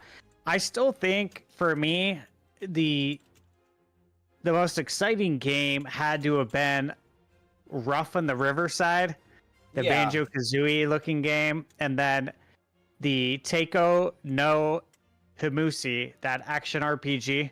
It's going to have a Kickstarter open soon. That game looked really cool. But there was a lot of cool stuff overall. Oh, yeah. No, so the last one that we just saw, which I can't pronounce the name. I forget what did you say it was called? Teiko no Himushi. Yeah, so that wasn't my most excited one. It's definitely the Banjo-Kazooie-esque one is my top. Like, I keep thinking about that game. Like you were saying, I'm like actually really excited about that game. I think it's really cool. But the spider game, I think looks really fun too. And just talking about like today's, what else like really stood out to me? What about you guys? What really stood out to you? That's like, hey, this is a game that I would play and probably enjoy. So Anthony Nelson said that he actually backed Teiko no Himushi on Kickstarter, and that the Kickstarter is closed. Oh, really? Well, I'm glad it's closed. That means that's good. Yeah. Closer it is to releasing. It's probably still going to be a while, I would presume. That's cool you backed it, though. Nice job. Definitely. I think it's as far as for this one, from what I saw, at least the two that definitely stood up, like I'm probably for sure going to get them, was both the Extra Coin and the Fading Skies game. I thought both of those seemed pretty interesting to actually want to go get and play. Yeah, for sure. And I want to actually bring up a list of all the games that were announced real quick, because I want to make sure that we shout out a few more of these because they are indie studios and developers. Okay, let's see, because there's some that I'm definitely going to have forgotten about. We saw a lot of games in 3 days. That's not, particularly normal to see that amount of games in such a short time. It's really cool. I don't want to forget some of the games that I saw. So I'm trying to check to see if maybe there's a compiled list yet of all of them. Yeah, I'm going to go back to my other screen here, and then real quick, I'm just going to pull up a trailer for Rough on the Riverside, because I just want to see this again, because I only saw it when we watched it here, and let's check this out, guys. Okay.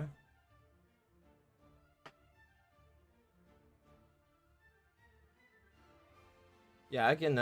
If you're doing that, I can grab one real quick too and do it. Yeah, this just looks crazy. Did you already start it? Yeah, I just started it. The art style is just nuts. What's up, Nintendo Prime? What's up? Welcome. So outside of the art style, I really like the animation. The mechanics look cool because obviously that was water, and now he's turned it into ice so he can traverse across the water. Looks like there's more to it than just a basic platformer. Yeah, I was gonna say I gotta let Nate know I'm wearing my Sony headphones. I'm wearing my Sony hat and my Sony glasses. Oh, what's up, everybody? What's up, guys? That's great. Oh. What? I think Nate's chat just rated. Oh, wow. Well, that's dope. Thank you. Good to see everybody. I'm seeing all the names. We got 10,000 nudes. We got the Tall Show. We got Alan Roby. We got Demonic Brawler. Paul Gale. Hey, this is everyone. nice. This is everybody from the Nintendo Byte podcast. Wow, awesome. That is dope. Yeah. Do we got anybody shout out over on the Twitch side for you, Mark? No, I already did. Welcome. We're just checking out this Rough on the Riverside trailer again. Yeah, I was gonna pull that up. You already started it though, so I'm going to do a different one. I'm going to pull up. Yeah, that game looks really different, Okay, right? so it looks like there is an indie list on, I think. If you guys are wondering who is in the background, that is Game Junction. What's They're up? joining by voice as well. Yeah. We got Brandon and Mark in the stream. And we've just been doing this the last 3 days for IndieMania. Basically been co-streaming it without multiple cameras. Yeah. But by voice. So it's been fun. Yeah, it's been very fun. I'm sad it's over, man. I think it's been excellent. I've been excited for every day. So Well, if you're sad now, you got 2 weeks and then you got the Tokyo Game Show, so don't stay yeah, for too long. and we'll be streaming that. That's right. Me and Mark, I think it's like a tradition. So yeah. TGS. Can't Tokyo wait. Game Show should be interesting this year. I think what's going to be most interesting, guys, is what happens between now and TGS. Meaning, are we going to possibly see the Switch? Is the Switch 2 going to be revealed before Tokyo Game Show? I think that's the question. Is it going to be... Yeah.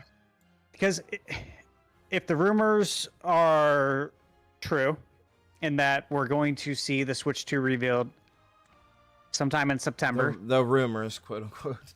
Right, yeah, sometime in September.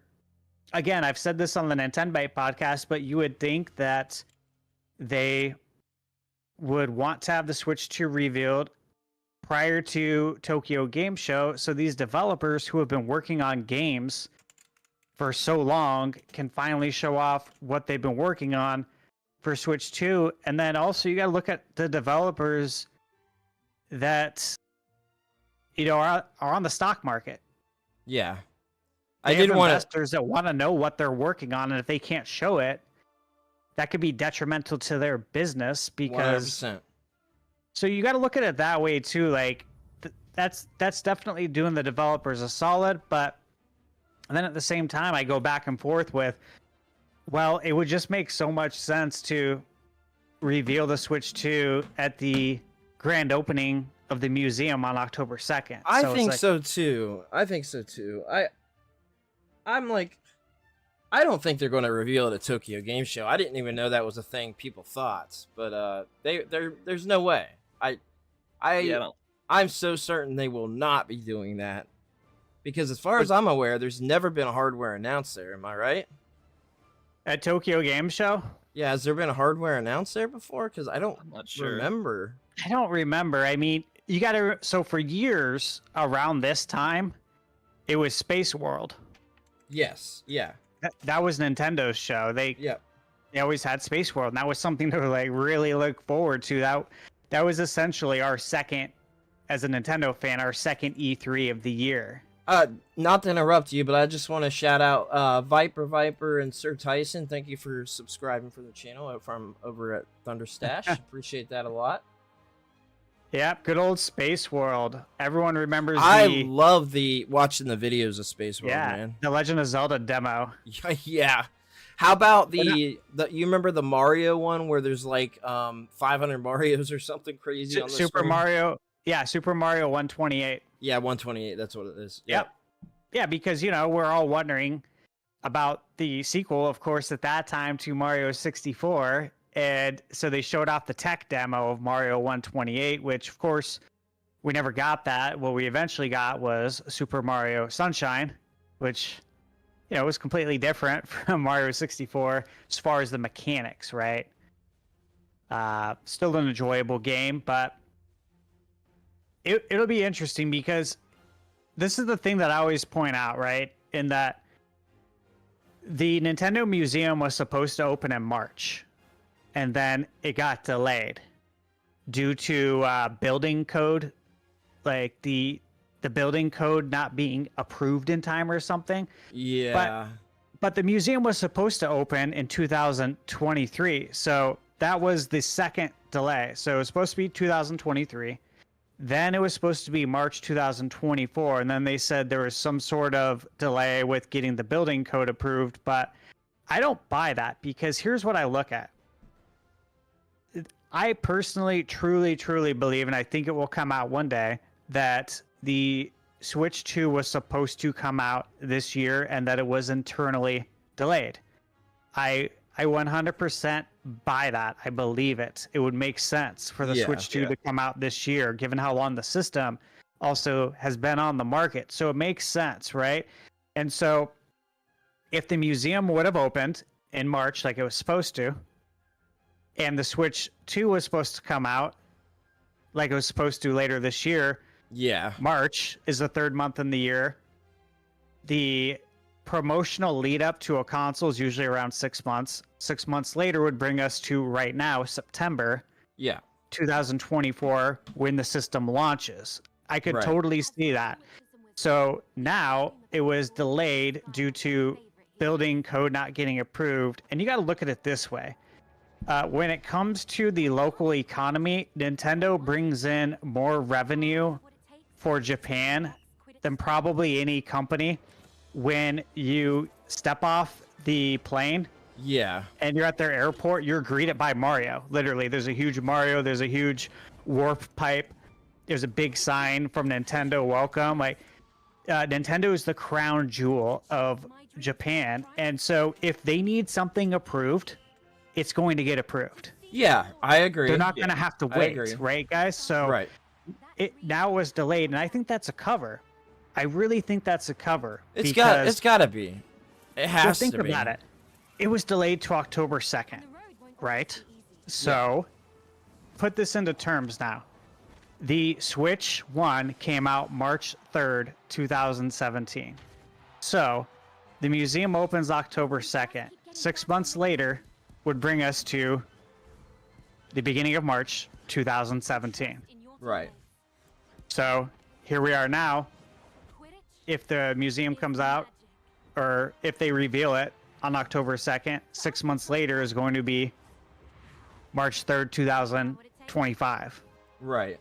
It just makes sense. Like, if you're gonna have a grand opening and you want to make it very special, you film it there. You do the filming on site. You take the sheet off the top where all the consoles are in the museum, and you reveal Switch 2 right there as well. I agree. Yeah, I mean, it makes sense. It makes the most sense. Yeah. I would love to see it happen. Will it though? Is the question? It's like how perfect though is the timing? Like, okay, what are the odds that Nintendo would be creating a museum and that it would be delayed multiple times, which is kind of funny because, you know, back in the day, Nintendo was so known for delays. Yeah, they were. Yeah. And, you know, not even with video games now, with museums as well. But I think this was strategically delayed. I really do. And, you know, the building that the museum is in is Nintendo's old headquarters. Right. Like, there's tons of history in those bricks. You know what I'm saying? Like, that building is special. A lot of people spend a lot of time there, you know, creating the video games that we all love to play today. And it's like, man, there's no better way to do the grand opening. I agree. I think that first of all, the Nintendo Museum is very important. It's a very important thing, and I am an advocate for preservation, museums, and in displaying this stuff to the public where they can display things that are crazy, like the 64DD and things like that were, you know, obviously, even in Japan, it was a flop. It was, you know, it just didn't do well. There wasn't much for it. But being able to display, we didn't get you're a Zelda. Yeah. But I mean, being able to display all the parts of Nintendo history, you know, it's very important. And I'm curious whether they show off only Japanese consoles there, or if they also show off like NES. I mean, they have to, right? Like, they've got to, I feel like show off Famicom and NES, Super Famicom and Super Nintendo. Oh yeah, it's definitely part of the history. And then, like, do they like show off any, like, I don't know, have they been able to obtain any like of those giveaway versions of handhelds like they did them for like Game Boy Color back in the day and like GBA? It's kind of getting off topic, but I think it's really important. Why was it? Are you trying to see the Tommy Hilfiger Game Boy Color? Yeah. Well, listen, I will tell you something. I owned it. So I did own it. I did sell it. I had several of the Game Boy Color. I had the clear purple Super Mario Brothers one that had the overlay of Mario and Luigi on it, and then cool. I had some pretty cool stuff. I don't like to talk about because I don't have it anymore. There's some, you know, like I had the Atari Jaguar CD and those are some good ones. I mean, I still have an Atari Jaguar, and I'm a big fan. The reason I ended up selling off the CD is because I have the cart for it. I can play the CDA games via that way. But yeah, anyway, that's getting off topic. I don't want to talk about it. But chat, what does everyone think the Switch 2 is going to be called? I want to hear your answers. Give me your answers in the chat. I'll read them off. I'm curious. Like, seriously, legit. I can tell you 100% what it's going to be called. I can tell you 100% what it's going to be called. Brandon thinks he 100% knows what it's going to be called. What is it? I mean, no, you're hearing it here first. The Super Nintendo Switch U. Oh, I was just going to go Switch U, but... That is legitimately the name. I'm telling you. Just watch. Just watch. Super Nintendo Switch U. Yes. I'm gonna fall into No, you misunderstood me. The new Super Nintendo Switch U. Oh, okay. Yeah. Now nobody will be confused. Nobody will be confused. Then you're gonna get a follow-up midlife of the new Nintendo Switch U XL. And then an I for the TSI or any of the crazy stuff. Oh my gosh. For real, do we think it's going to be called Switch 2? No, absolutely not. No way. Nintendo would never do that. The thing is like it's simple, right? And we've all been calling it that, but they've never. Well, we all called GameCube the Dolphin. I mean, well, yeah, that was the code name, but they've never done a numerical successor. We never got the NES 2. You know what I mean? Yeah. Like they've never done that. So as much as Switch 2 to me makes sense and it's simple and you avoid like the possible pitfall of the Wii to the Wii U. Yeah, you avoid that whole mess. Yeah, that's the one thing that where I'm like, yeah, I can understand your point of view on saying that. And like the other thing that I think makes it a possibility of being called Switch 2 is that this is probably going to be the system that is the, I guess, well, no, I won't compare the two, but it is kind of similar. This is going to be the system that is the closest of the same thing of the last system, if that makes sense. So like this is going to basically look and probably be like a Switch. It's not going to look significantly different. It's going to be hybrid. It's going to look different, but it's not going to be anything crazy, right? Bigger screen, magnetic Joy-Cons. Yeah, it's going to be stuff like that. It's going to look similar. So it's going to be the closest looking system to the previous generation, I think, ever. Because I was going to say, well, Game Boy Color, but no, that doesn't look like... I mean, the Game Boy is pretty dang bulky and big. So they did a lot. And obviously the collar... so I guess that's semi-close, but... I'd say they kind of shrunk it down and gave it a coat of paint, pretty much, for the Game Boy Color. But yeah, it is. This Nintendo Switch 2 is going to be pretty similar to what we have now, in terms of aesthetic, I believe. Are we going to get a scroll wheel button? Because that's been rumored. Sakurai really wants one. Really? Yeah. Sakurai. Yeah. Sakurai really wants one. He's talked about it for a while. Remember reading about that. Yeah. And think about using a scroll wheel. Like hypothetically, say you're playing Breath of the Wild and you're scrolling through your inventory, like all of the materials, items you've picked up, and you can scroll left to right. Yeah. You know, it's something that he said that he really wants. And so that's interesting to me. I think we're going to see colored buttons. I really do. I think we're going to see Famicom. We should have colored buttons. Just like, yeah, Super exactly. Famicom. Just like Super Famicom, yes. I would love that. Yeah. Can you still hear me? Outside of that, I don't know what else we're gonna see. So Alan Roby said it's gonna be called the Fammy Switch. The Fammy Switch. Okay, I can see it. So you're including the Famicom history. Yeah. And then 2NA said the Switch Station. Switch Station. I still think that the Nintendo Attach could possibly be a name.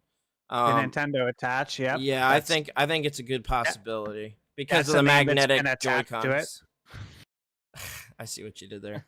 But because of the magnetic Joy-Con thing that we've, it's been out there for a while. I do feel like that's a possible name for it because it sounds like now, like if you would have told me Nintendo Switch before the Switch came out, before we knew anything with the name and we had the code name, I would have never thought that they would call something the Nintendo Switch. I thought it sounded so dumb at the time, like Nintendo Switch. Like that sounds stupid. That's what I legitimately thought that before the Switch came out. I did not like the name at all. K-Dog said Switch 2, but it's the Roman numerals. I mean, I'll take it. Yeah, why not the Switch Boy? Yeah. You get the Switch Boy color. You know, Demonic Brawler brought up one that is probably I would say it's one of my most likely options. And he said, I personally would like Super Nintendo Switch with colored buttons, but I don't think they'll do that. Not sure what it will be named, but something related to the Electro magnets in the Joy-Cons. And I agree. I think Super Nintendo Switch would be really cool. Yeah. It would be a nod to the past, playing on the nostalgia, which 10K Nudes mentioned, that Nintendo playing on nostalgia is always great. Can you say that again? What did you just say? 10K Nudes. Oh my Short god. for 10,000 noodles. Oh. Okay. Okay. Yeah, we refer to 10K Nudes. Oh, all right. That's interesting. Yeah. He said, all I know is that it's definitely not the Nintendo Superior. Which I was don't. a 4chan rumor that I think. Yeah, that's dumb. Look, I could actually. So here's a couple things. The Nintendo Attach. I don't particularly like the name, but it makes sense if it is the magnetic Joy-Con idea. Which I'm going to be frank and say I don't like the idea because I'm afraid of those magnets not being strong enough and coming off while you're playing it.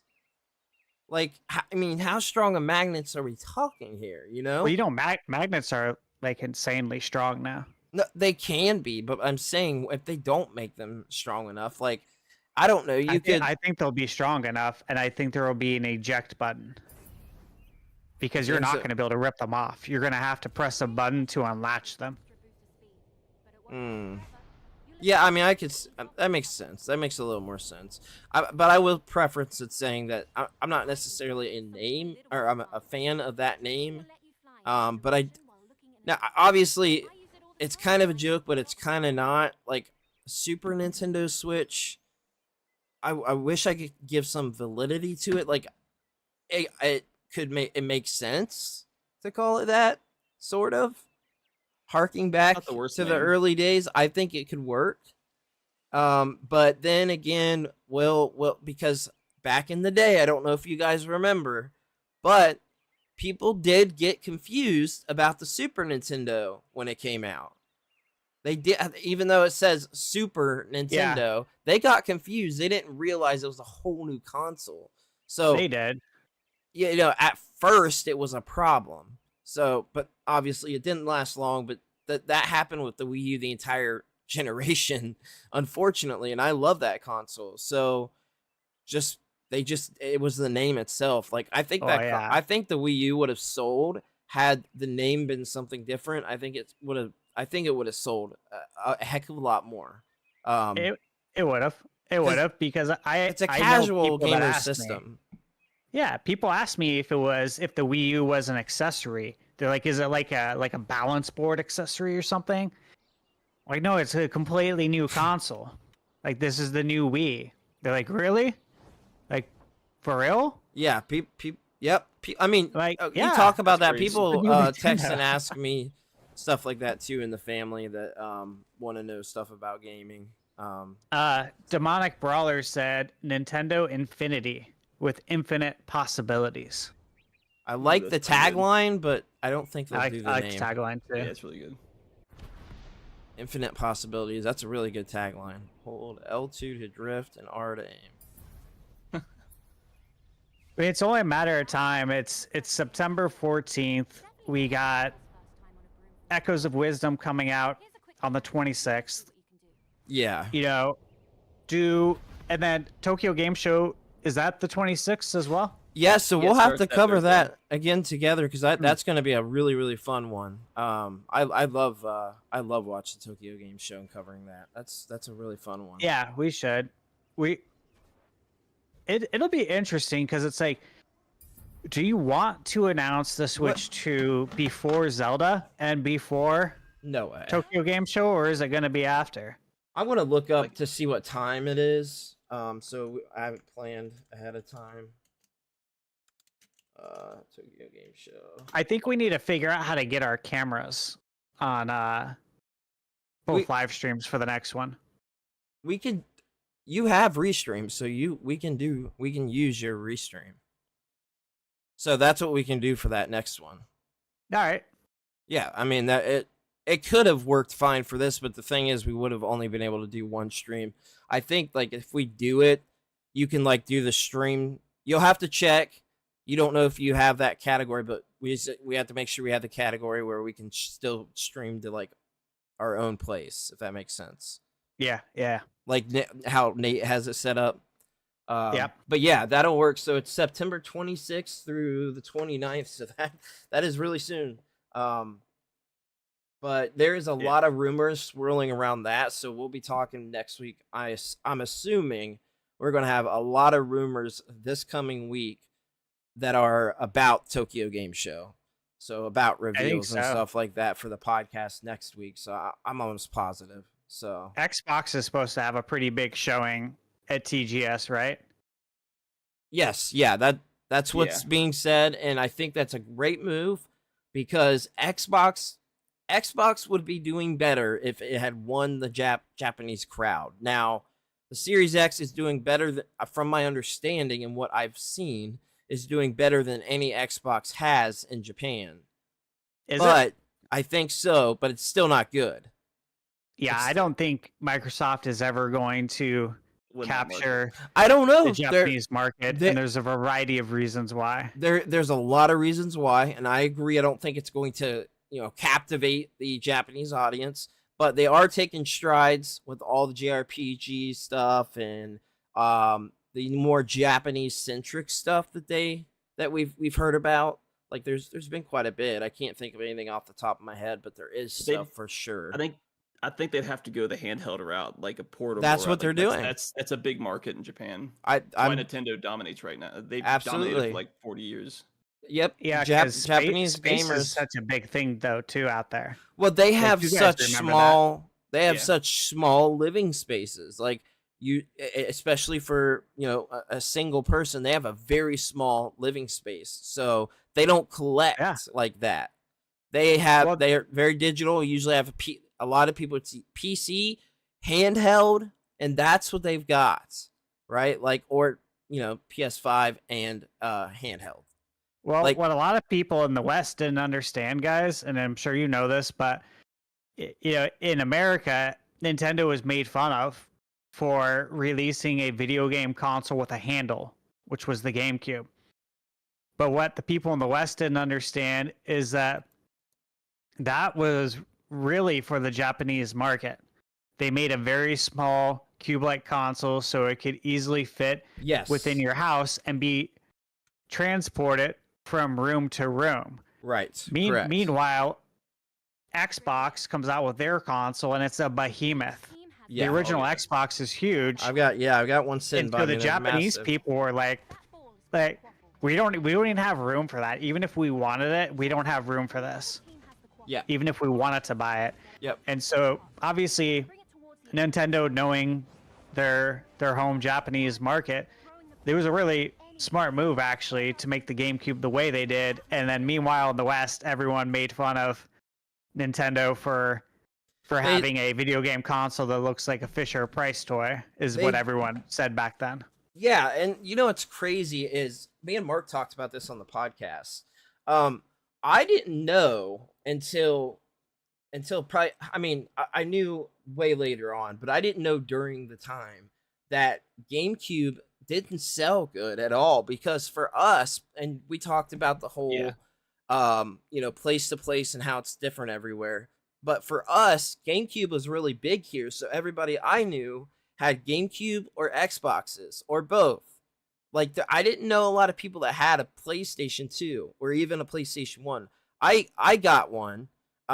We got a lot of consoles, but we could only keep one at a time, so consoles would rotate like every 4 months. We had like something different, which is kind of cool but kind of unfortunate because I didn't get to play a lot of games until like probably the Nintendo 64 as far as consoles goes. But what was I saying again?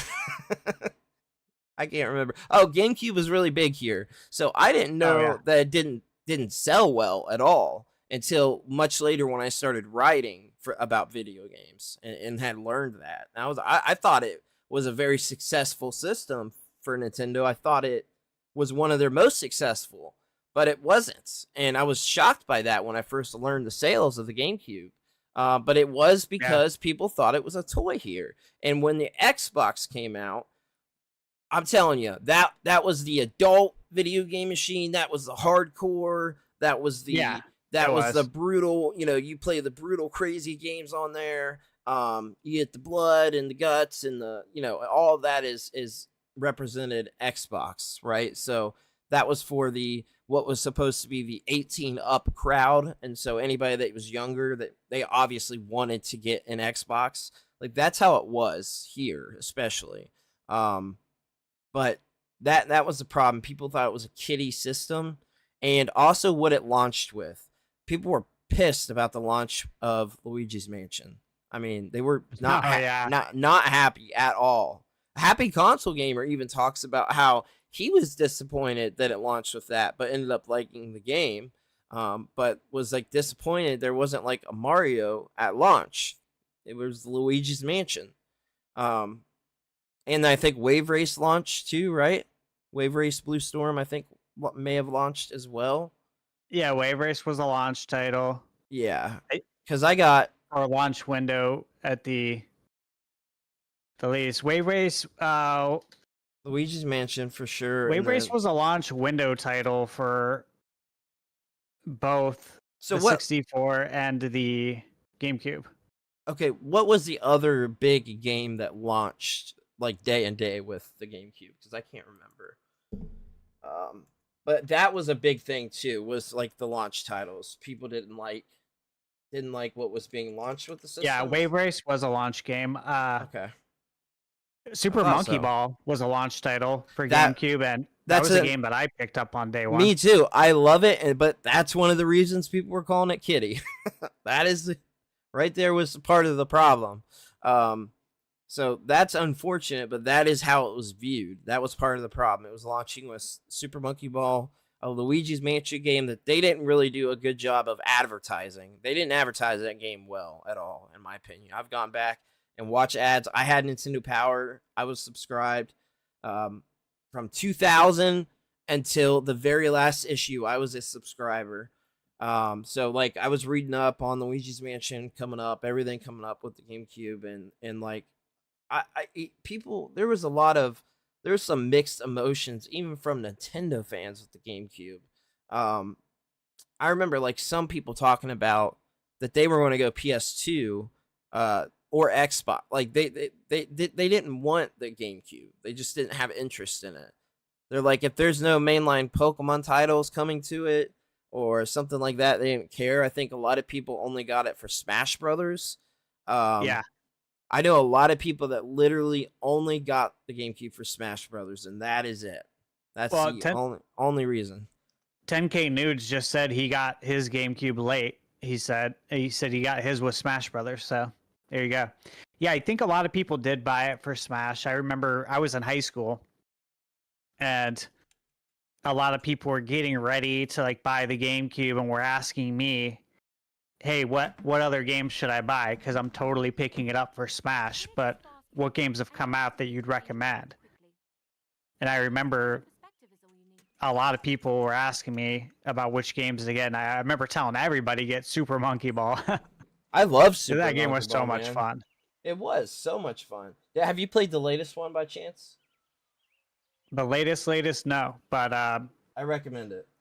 I'll be picking it up. I'm going to wait for that one to go on sale. It's on sale for $40 right now. I just saw it at Walmart yesterday on sale. So that'll probably be a Black Friday pickup. Yeah, I would say probably grab it at 20. I grabbed it at 40, but I would say grab it at like at 20. Yeah. I'm ready to grab it at 20 because I picked up the last one. Yeah, I wasn't satisfied with that one. Yeah, and the price dropped like within a month. And I was like, you know what's crazy with this? Damn. The same week it came out, it launched at 60. The same week it came out, I swear to God, I saw it at my Walmart for $40 the week it came out. Yep.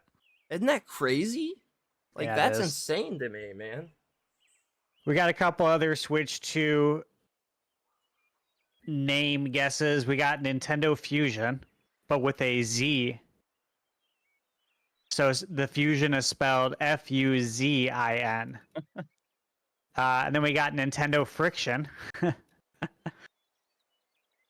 I don't know about the Friction one. Well, I don't know if they know about that. Demonic Brawler put a LOL at the end. He also said, Demonic Brawler said that he bought his GameCube back in the day for Resident Evil 4. And remember, that was part of the Capcom 5. The 5 exclusive Capcom titles that definitely ended up coming to PS2. Yeah, such a lie. One of the biggest lies in gaming history. So it was Resident Evil 4's Beautiful Joe. It looks like Jennifer Reynolds asked Killer 7. Asked 2 questions. Said, first of all, what's your favorite console? And also ask Mr. Stash his favorite JRPG. Favorite JRPG for me? Yeah, that's what they were asking you, your favorite JRPG and what our favorite consoles are. Look, I could give you a favorite JRPG a different day of the week, a different one every day. I'll give you like a top 5, but this could change, okay? Earthbound. That's a top for me too. Chrono Trigger. Best of all time. Yeah, possibly the GOAT. I really love Final Fantasy 3, or as you'd call it, we call it 6, 3, 6 over in Japan, 3 here. Please, one for Super Nintendo. Please tell me you played the DS remake. Yes. Oh, so good. So freaking good, man. I would have to say Final Fantasy 7. I adore that game, and I guess that would include the remake as well. And then I'll jump over to a different series. I'm going to jump over to Dragon Quest now, and Dragon Quest 12S was so good. That was an amazing experience. I platinumed the game on PlayStation. That's how much I enjoyed it. I did the post-game stuff. There's a lot of good post-game challenges, like some crazy boss fights, and that was a great game. So, those are 5 off the top of my head that I could say that are very special to me. I really enjoyed them. We got Super Mario RPG as well. Love that game. We've got another question that kind of goes along with some of the videos that you've been doing, but Content Streaming Co. asked, what about the best Castlevania and also Resident Evil? Okay, you want the best Castlevania? So let me give you 2 answers. I'll give you the best linear Castlevania and the best Metroidvania. There we go. For me, the best linear is Rondo of Blood, and it's going to be the Rondo of Blood that is on the Requiem. What is it called? The Requiem Castlevania Requiem collection, the one that was on TurboGrafx CD and the PC Engine CD in Japan. Yes, so good. That version. So the original version that has the best soundtrack of all the linear Castlevania games, in my opinion. And then for the Metroidvania, I still gotta go with the 1997 classic Symphony of the Night. The DS games are fantastic. I love them. The GBA games as well. I think they're great, but I still gotta go with Symphony of the Night for my favorite. You can't go wrong there. Metroidvania, Castlevania. Yeah, I mean, so Symphony of the Night on that. That's a good one. Yeah, I mean, I think for me, Resident Evil, it's got to probably be. Oh, this is a tough one. I am going to say Resident Evil Deadly Silence, which is a remake for the DS of the original Resident Evil game. I think it's really, really good. Nobody talks about it. Now, unfortunately, now it's a very expensive game, but it was an awesome game, and I got it at launch, and I loved it. I thought it was. I mean, it took problems that the first Resident Evil game had and fixed them on the DS, and it still looks like Resident Evil. It very much still kept that aesthetic and looks just mildly better graphic-wise, but it played very well and just was a really fun a really fun remake of the first Resident Evil before we got the GameCube remake. And then I think Castlevania, it's got to be. I go back and forth between Dawn of Sorrow and Portrait of Ruin, but I think I'm probably going to say Portrait of Ruin. It's probably my favorite Castlevania, but it's hard. I love Symphony of the Night too. Very tough one. But I think you can't go wrong with any of the GBA or DS games at all. So you could kind of pick and choose there. Like a lot of them kind of, the GBA games kind of blur together. They're very similar, but they're all very good. You know, they do different stuff, but you know, they do kind of blur together a bit for me. But I think that's the case for me. Mr. Coffee said everyone seems to forget about Phantasy Star 2, 3, and 4. I definitely don't forget about Phantasy Star, not me. Yeah, Phantasy Star Online was fun on the Dreamcast. I rented Phantasy Star 2 back in the day, and I had to rent it 3 times because I had trouble with it and it took a while. It's not a rental type game, but no, I love Phantasy Star. I love Ys. I'm a big fan of all those classic JRPGs, you know, Dragon Quest, Dragon Warrior, Final Fantasy, of course, and I love RPGs and JRPGs are like my true love of video games. Like that's what made me fall in love with video games. There was like a couple of games all kind of together that really did that for me at different points in time, where I just would like re-fall in love with gaming. I mean, when Pokemon Red came out, that was one point. When Ocarina of Time on the 64 came out, that was one point. But going back, when I played Zelda on the NES, though, that was also a point for me. So I think those were like the 3 big major points in playing video games for me that are stuck in my head forever and have made me love, and why those are my favorites. Those are still my favorite series of all time. And I don't want to forget Mega Man 2 as well, because Mega Man, Mega Man, Zelda, Pokemon are my 3 favorite series of all time. Depending on the day, they're interchangeable to me.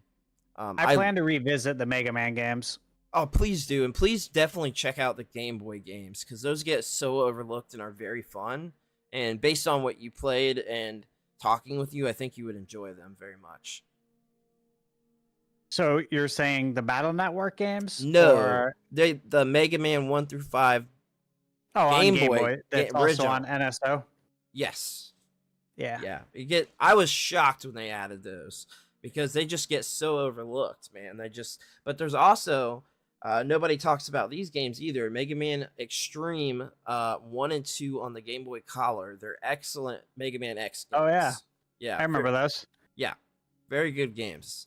I'll put it this way. I'm a bit of a like Mega Man historian. I have been captivated by the story of Mega Man for a very long time, because it's a very complicated, convoluted story, especially when you count in everything, things like Legends, and then, you know. What about the cartoon? Oh, I mean, like there's storylines where that fits into a particular. It's like the Zelda. It's sort of like the Zelda timeline a little bit, because like there's continuity there. But there's splits in the timeline where they go into a different space and it's a different thing. So like Battle Network is in the straight continuity timeline of the regular Mega Man games, like the original Mega Man games. Then X and Zero go, together. But like things split off. It's weird. It's a very weird timeline. I don't know if I ever told this before, but one of the coolest things that's ever happened to me that I've done with a video game company is Capcom USA. I compiled the list. I believe it was for 2000. I want to say it was for 2007. I compiled the list for every single Mega Man game that had ever been released, and this included things like the Tiger handhelds, the DOS games, all the weird stuff, right? There was a lot of these weird, obscure, like Korean releases that came out, like very weird stuff. And it was because they were trying to claim the series that had the most entries of any video game series ever, which it did. It had the most entries of any video game series ever. Interesting. There was at that point in time. Of course, that's no longer the case. We don't get Mega Man games anymore. But at that point in time, there were more Mega Man games than any other franchise. And so I have my name in that Gamers Edition Guinness Book of World Records for compiling that list. And they sent out a big box of goodies for me. And they sent out Mega Man Star Force. They sent out all the versions of it. They sent out Phoenix. Hold on. What's the name of it? Heck on it. The attorney, Harvey Birdman, the attorney game for Wii. They sent me out that. Phoenix Wright? No, not Phoenix Wright. No, it was Harvey, like Harvey Birdman, I think it was his name. Okay. Right? Yeah, he had like a detective. It was like a detective type game. It was basically Phoenix Wright. I have to look it up. Harvey Birdman Ace Chronicles, I think it was called. Let's see, Harvey Birdman. But our last Mega Man game was 2018. Was our last like new entry, not counting the like Battle Network collection. Right. So yeah, it came out October 2018. So we're looking at 6 years. I wonder how much longer it's going to be till we get one. Well, I mean, I wouldn't be surprised if it's much longer because they just don't care. They don't seem to care about the series anymore. They don't seem to think that it sells enough for them to put out games. They're fine with the collections because it's minimal effort, to compile the games. Plus, they just hire, another developer to port it like M2 or something. Yeah, exactly. So I don't know. I mean, I thought Mega Man 11 was great. The big Mega Man fans that I know, like the super ones, like Rob Man from Happy Console Gamer, he's one of my good friends, and he loves Mega Man. He loved it. He thought it was great. Listen to this, guys. I just looked up the Mega Man 11 sales. Yeah. It says Capcom confirmed on September 30th, 2022, that it had sold over 1.6 million copies, becoming the highest selling game in the Mega Man franchise.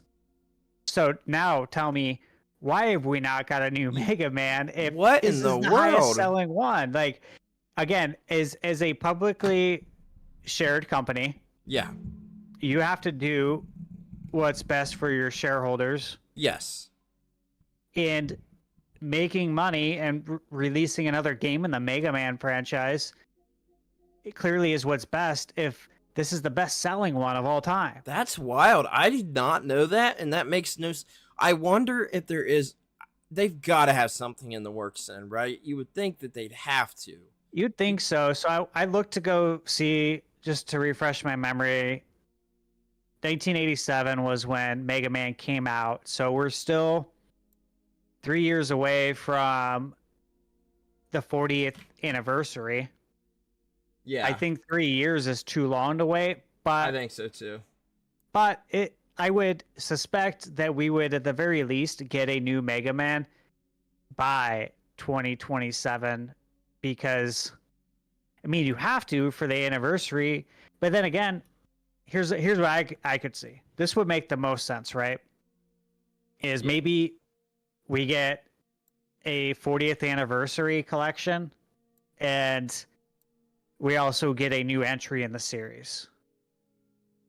And that could happen in any order. You could do an anniversary collection that hypes people up for it, and then release the new one. Why would they release another collection when they've released the only other collection that they need, like, legitimately? It could be an all-encompassing collection because you have the It'd Mega be Man cool. It'd be cool. collection. You have the X collection. You have the Battle Network collection. So you have. We still need the Star Force games. We don't have a collection for those, which I think I love those games very much. But how much did they sell? I imagine that they had to have sold more than some of the Mega Man because they made 3 of them with several versions like Pokemon. They must have sold something. I'm not saying they sold a ton, but they kept it going. Like they continued it, for 3 cycles there with several versions. And so they had multiple SKUs for it. and it was a Pokemon-esque, you got to get all the chips type deal. You had to get both versions or have a friend to be able to do that, and had online multiplayer. I feel like it had to have had sales that were bigger than some of the games, like say the Mega Man Game Boy games, or like Wily Wars or things like that. It must have sold something. So Dash said, I really hope they make a new Battle Network series because that collection did very well. It became the best-selling release. I hope so too. He said, yeah, I know it's just a collection, but it shows, just how much people love that series. And then Demonic Brawler said, and I agree with this statement right here. He said, Capcom is doing Mega Man kind of the same as Konami is treating Castlevania. Yeah, 100%. I agree with 100%. that. I agree with that. It's the same. It's the same deal. I mean, it's the same exact thing. It's unfortunate because you think about it with Capcom, like Mega Man is really what put you on the map. Yeah, 100%. That, and then of course Street Fighter, when Street Fighter came out.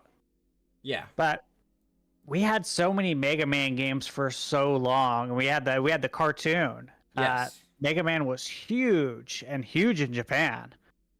The Rockman series is just known over there, and then it came to Super, and we had the Mega Man X games, and those were incredible. And of course, the Battle Networks. There's been so much history here, and then to basically not get. I mean, Mega Man 11 came out in 2018. Yeah. My question now is, okay, I remember we got Mega Man, what was it, 10? Yeah, we got 10 on the 9 came out on the Wii. Yeah, 9 and 10. They on both the Wii. came out on the Wii. Yeah.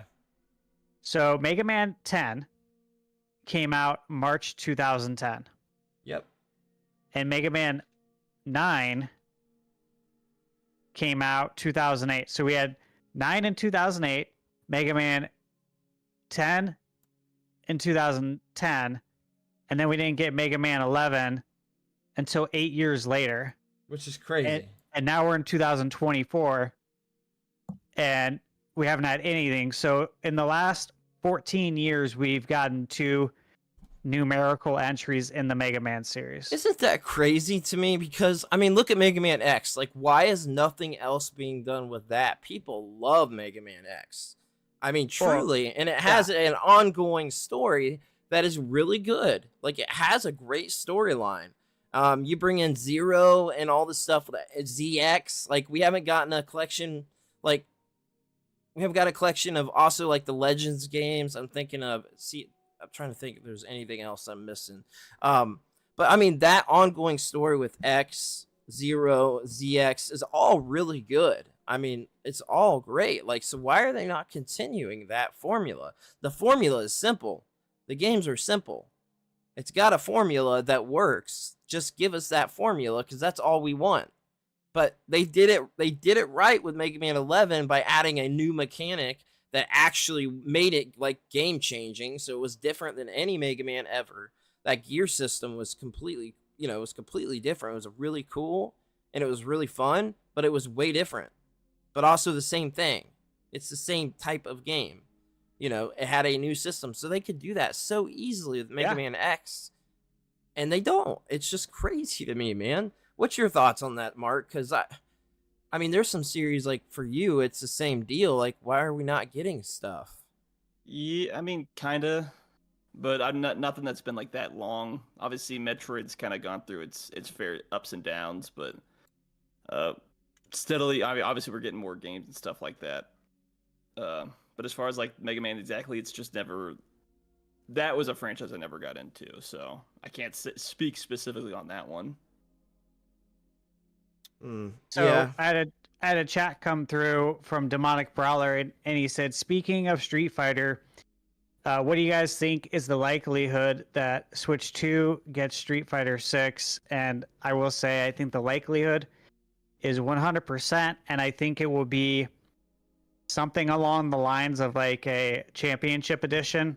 Like I got back in the day. I think it could very well include some of the DLC. I think it is going to depend on if by the time Street Fighter 6 hits Switch 2, if all of the DLC is already going to be out. If it's not, then it might just be the straight up normal Street Fighter 6. Right. Yeah. And you jump into the the most current season because they're doing seasons. They're on doing there, like seasons, yeah, battle which makes pass it type different. seasons. It makes it different now because, like, even for 5, we got what was it? The edition was it Ultra that we got for 5? I know that for 4 we got like 4 different versions. We got like a Super, we got an Ultra. I feel like there was just a special edition, and then I can't remember. Well, we had Turbo for 4. Oh, for 4. Yeah, I'm talking about for 4 and 5. I didn't 5 get a different version too? Just one, I think. Yeah. I think it got let me look it up. I can't remember. Because they were slowly that was slowly dying off of them doing that. Like they were moving in the category of the seasons and battle passes and stuff like that. So let me look it up. So they had Super Street Fighter 4. They had Street Fighter 4, then Super Street Fighter 4 Arcade Edition. And then they had Ultra Street Fighter 4. Yeah, so 5 was Champion Edition. Which is funny because I'm an idiot because that's the board game that got sent out to me was for the Champion Edition of 5. Yeah, Alan, I would like Mega Man Legends as well. No doubt. Mega Man Legends. Yeah, oh, absolutely. They could do a collection there because they got Tron Bond to make. I mean, that's 3 games. Easily put a collection together of those. Tron Bond makes the 3rd game, so why not? To me, that's a solid collection. That's all the legends, and they can throw something in there like some weird obscure Mega Man game, kind of like they did for the Castlevania collection, just like a random game that wasn't a DS game. They could do that to make like 4 games. So, but I mean, it's like I don't know what goes through their head, but a Legends collection would absolutely sell. I can't be the only one that thinks that would absolutely sell. You'd think it would, at least with the older generation. People have been begging for that for so long, it's not even funny. I don't know how much the kids will like it, especially the graphics. Yeah. Well, they need to update the controls a little bit, but PS1 graphics don't hold up so well. They don't, but they hold up pretty decently for that game. I've gone back and I've played it on the PS1 specifically, and then I played it on the Japanese PSP version. I tell people all the time, I think 64 graphics for a lot of games hold up better than the PS1 does because it had a lot of those weird sharp edges. But Mega Man Legends holds up better than most PS1 games do. It does. Yeah, I would love to I'd love to just see them do something with Mega Man. Looks like we also got Gigi McGee was asking. Oh wait, Mr. Coffee said, who would make it? The original crew that made the X series are gone, so the programmers now there probably never played a Mega Man, so they don't know how to make one. So that's a good point. I mean, that is a good point. Gigi also said, hey Mark, Brandon, Steve, and said, hey Mark, when is Witcher 4 coming out? With a guess, I'd probably say 2026 at the earliest, but I would assume 2027 or 2028 probably, if you had to ask me. Yeah. What do you think, Steve, on that one? So, The Witcher 3, what was the original release date of that? Let's see. Shoot, I can't remember. Like oh my god, like May 2015, guys. Oh yeah, it was a while. Wow. So, I mean, is it too much to ask for the sequel to Witcher 3 10 years later in 2025? Probably. Well, I mean, you have to think they had the Cyberpunk development in between Yeah. that, with COVID development, all that stuff, and that game was a botched launch, so they had to spend a year or two fixing it. Then you had the DLC that came out Exactly. last year. So I agree with that. That's why I'm saying I think 10 years later is too much to ask because of that. That took up so many resources. If I recall, they had to allocate resources from other projects, other game projects, to fix everything that was going on. Oh, with jeez. Yeah, I think so. That's wild. I didn't know that part. Yeah, so other projects got put on pause until they could fix that because their stock, right? Their stock took a massive hit. Oh yeah, it was a huge financial problem for them. Yeah, I remember. I mean, I had Cyberpunk pre-ordered. Yep. I still haven't played it. I have the physical. It's opened. I have the physical steelbook, and I didn't play it because of everything that I saw that was wrong with it. I'm like, look. What did you buy it for? I don't need to. I bought it on PS4. But you had a PS5? Day one. I had it pre-ordered. I have the PS5 version. Yeah, now so because it's an upgrade. Well, yeah, so I played it then. I played it at launch, and on the PS5, I had the game crash on me 3 times total in like 70 hours of playing, but I didn't have any major issues. However, obviously people that were playing, you know, like the original Xbox One and like the first, you know, a regular PS4, like, were having issues. But I will say, with that expansion, and Mark feels the same way, it's absolutely amazing now. I mean, it is so good. Like, I can't recommend it enough now. I love it. So much so that, like, I watched an anime about it and also love that and think it's crazy good. I mean, and that's a whole other thing. Like, Mark, where's the anime fit in to that again? It takes place like a year or two before it, but the story of that show is completely. It has nothing to do with the game. It's a whole kind of a separate story. Yeah, it's completely separated. But like, I mean, you would recommend it too for him, right? Like, I think it's at this point a must play. Like, it's one of those essentials. Like, I think Steve, I think you would enjoy it a lot. Truly.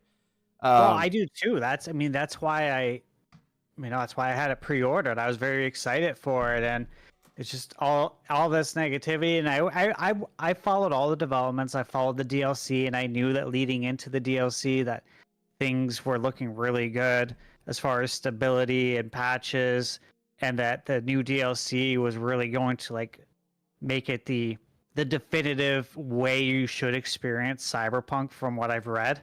And so, yeah, like, you know, maybe that's the next game I play, but I know starting it now, it's like I got Plucky Squire on the 17th.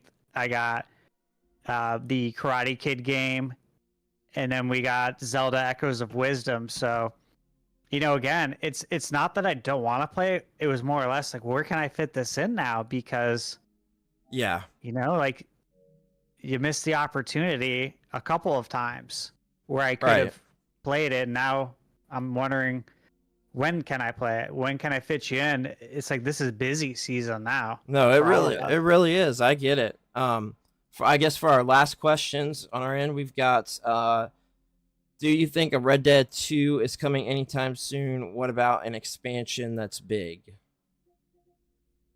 I think that Red Dead Redemption 2 will be coming to Switch 2. I think it will take advantage of the DLSS and it will run at 60 frames per second.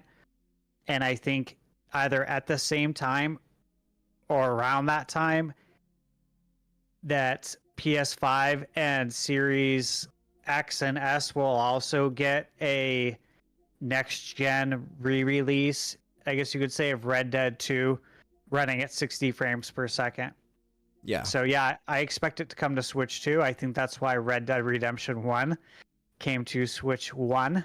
I think they meant Red Dead 3. I think is what I assume. I'm hyped for it. I love Red Dead. I mean, guys, where I live in Arizona, I live in a town called New River, and it is like the Old West. And growing up in Arizona, in the 80s, 90s, this was very much like an old West town. It's grown tremendously now, and it's not like that anymore. But that's how it was back in the day. And where I live now still feels that way. It's still very much an old West town. I have a saloon down the street from me, and that's cool. literally our local saloon, and that's if I go have some beers, that's where I go. So for me, cool. this is sick. Like Yeah, that's really cool. I grew up with this stuff. Tombstone's one of my favorite movies. I love Tombstone. Oh my god, I did a book report. I did an autobiography on Wyatt Earp. We had Arizona Week in school where we learned about the cowboys and all the outlaws, and it's very much like ingrained in all of us that grew up here in AZ. So Red Dead's like, it's really special, I think, to a lot of us here. Yeah.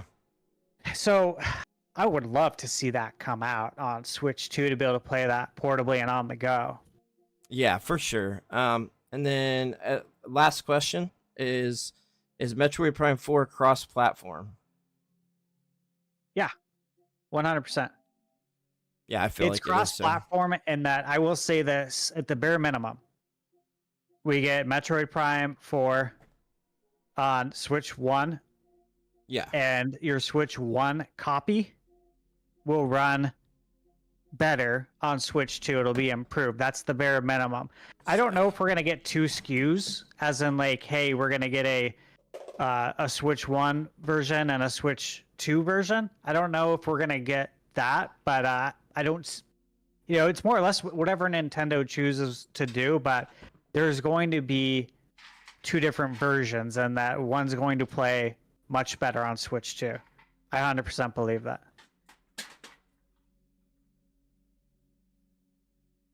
What do you think? No, I think you're 100%. You're dead on it. This game, it's gonna be on both, and I think at this point it has to go on. It has to be a launch title for the Switch. I think the timeline just lines up for it.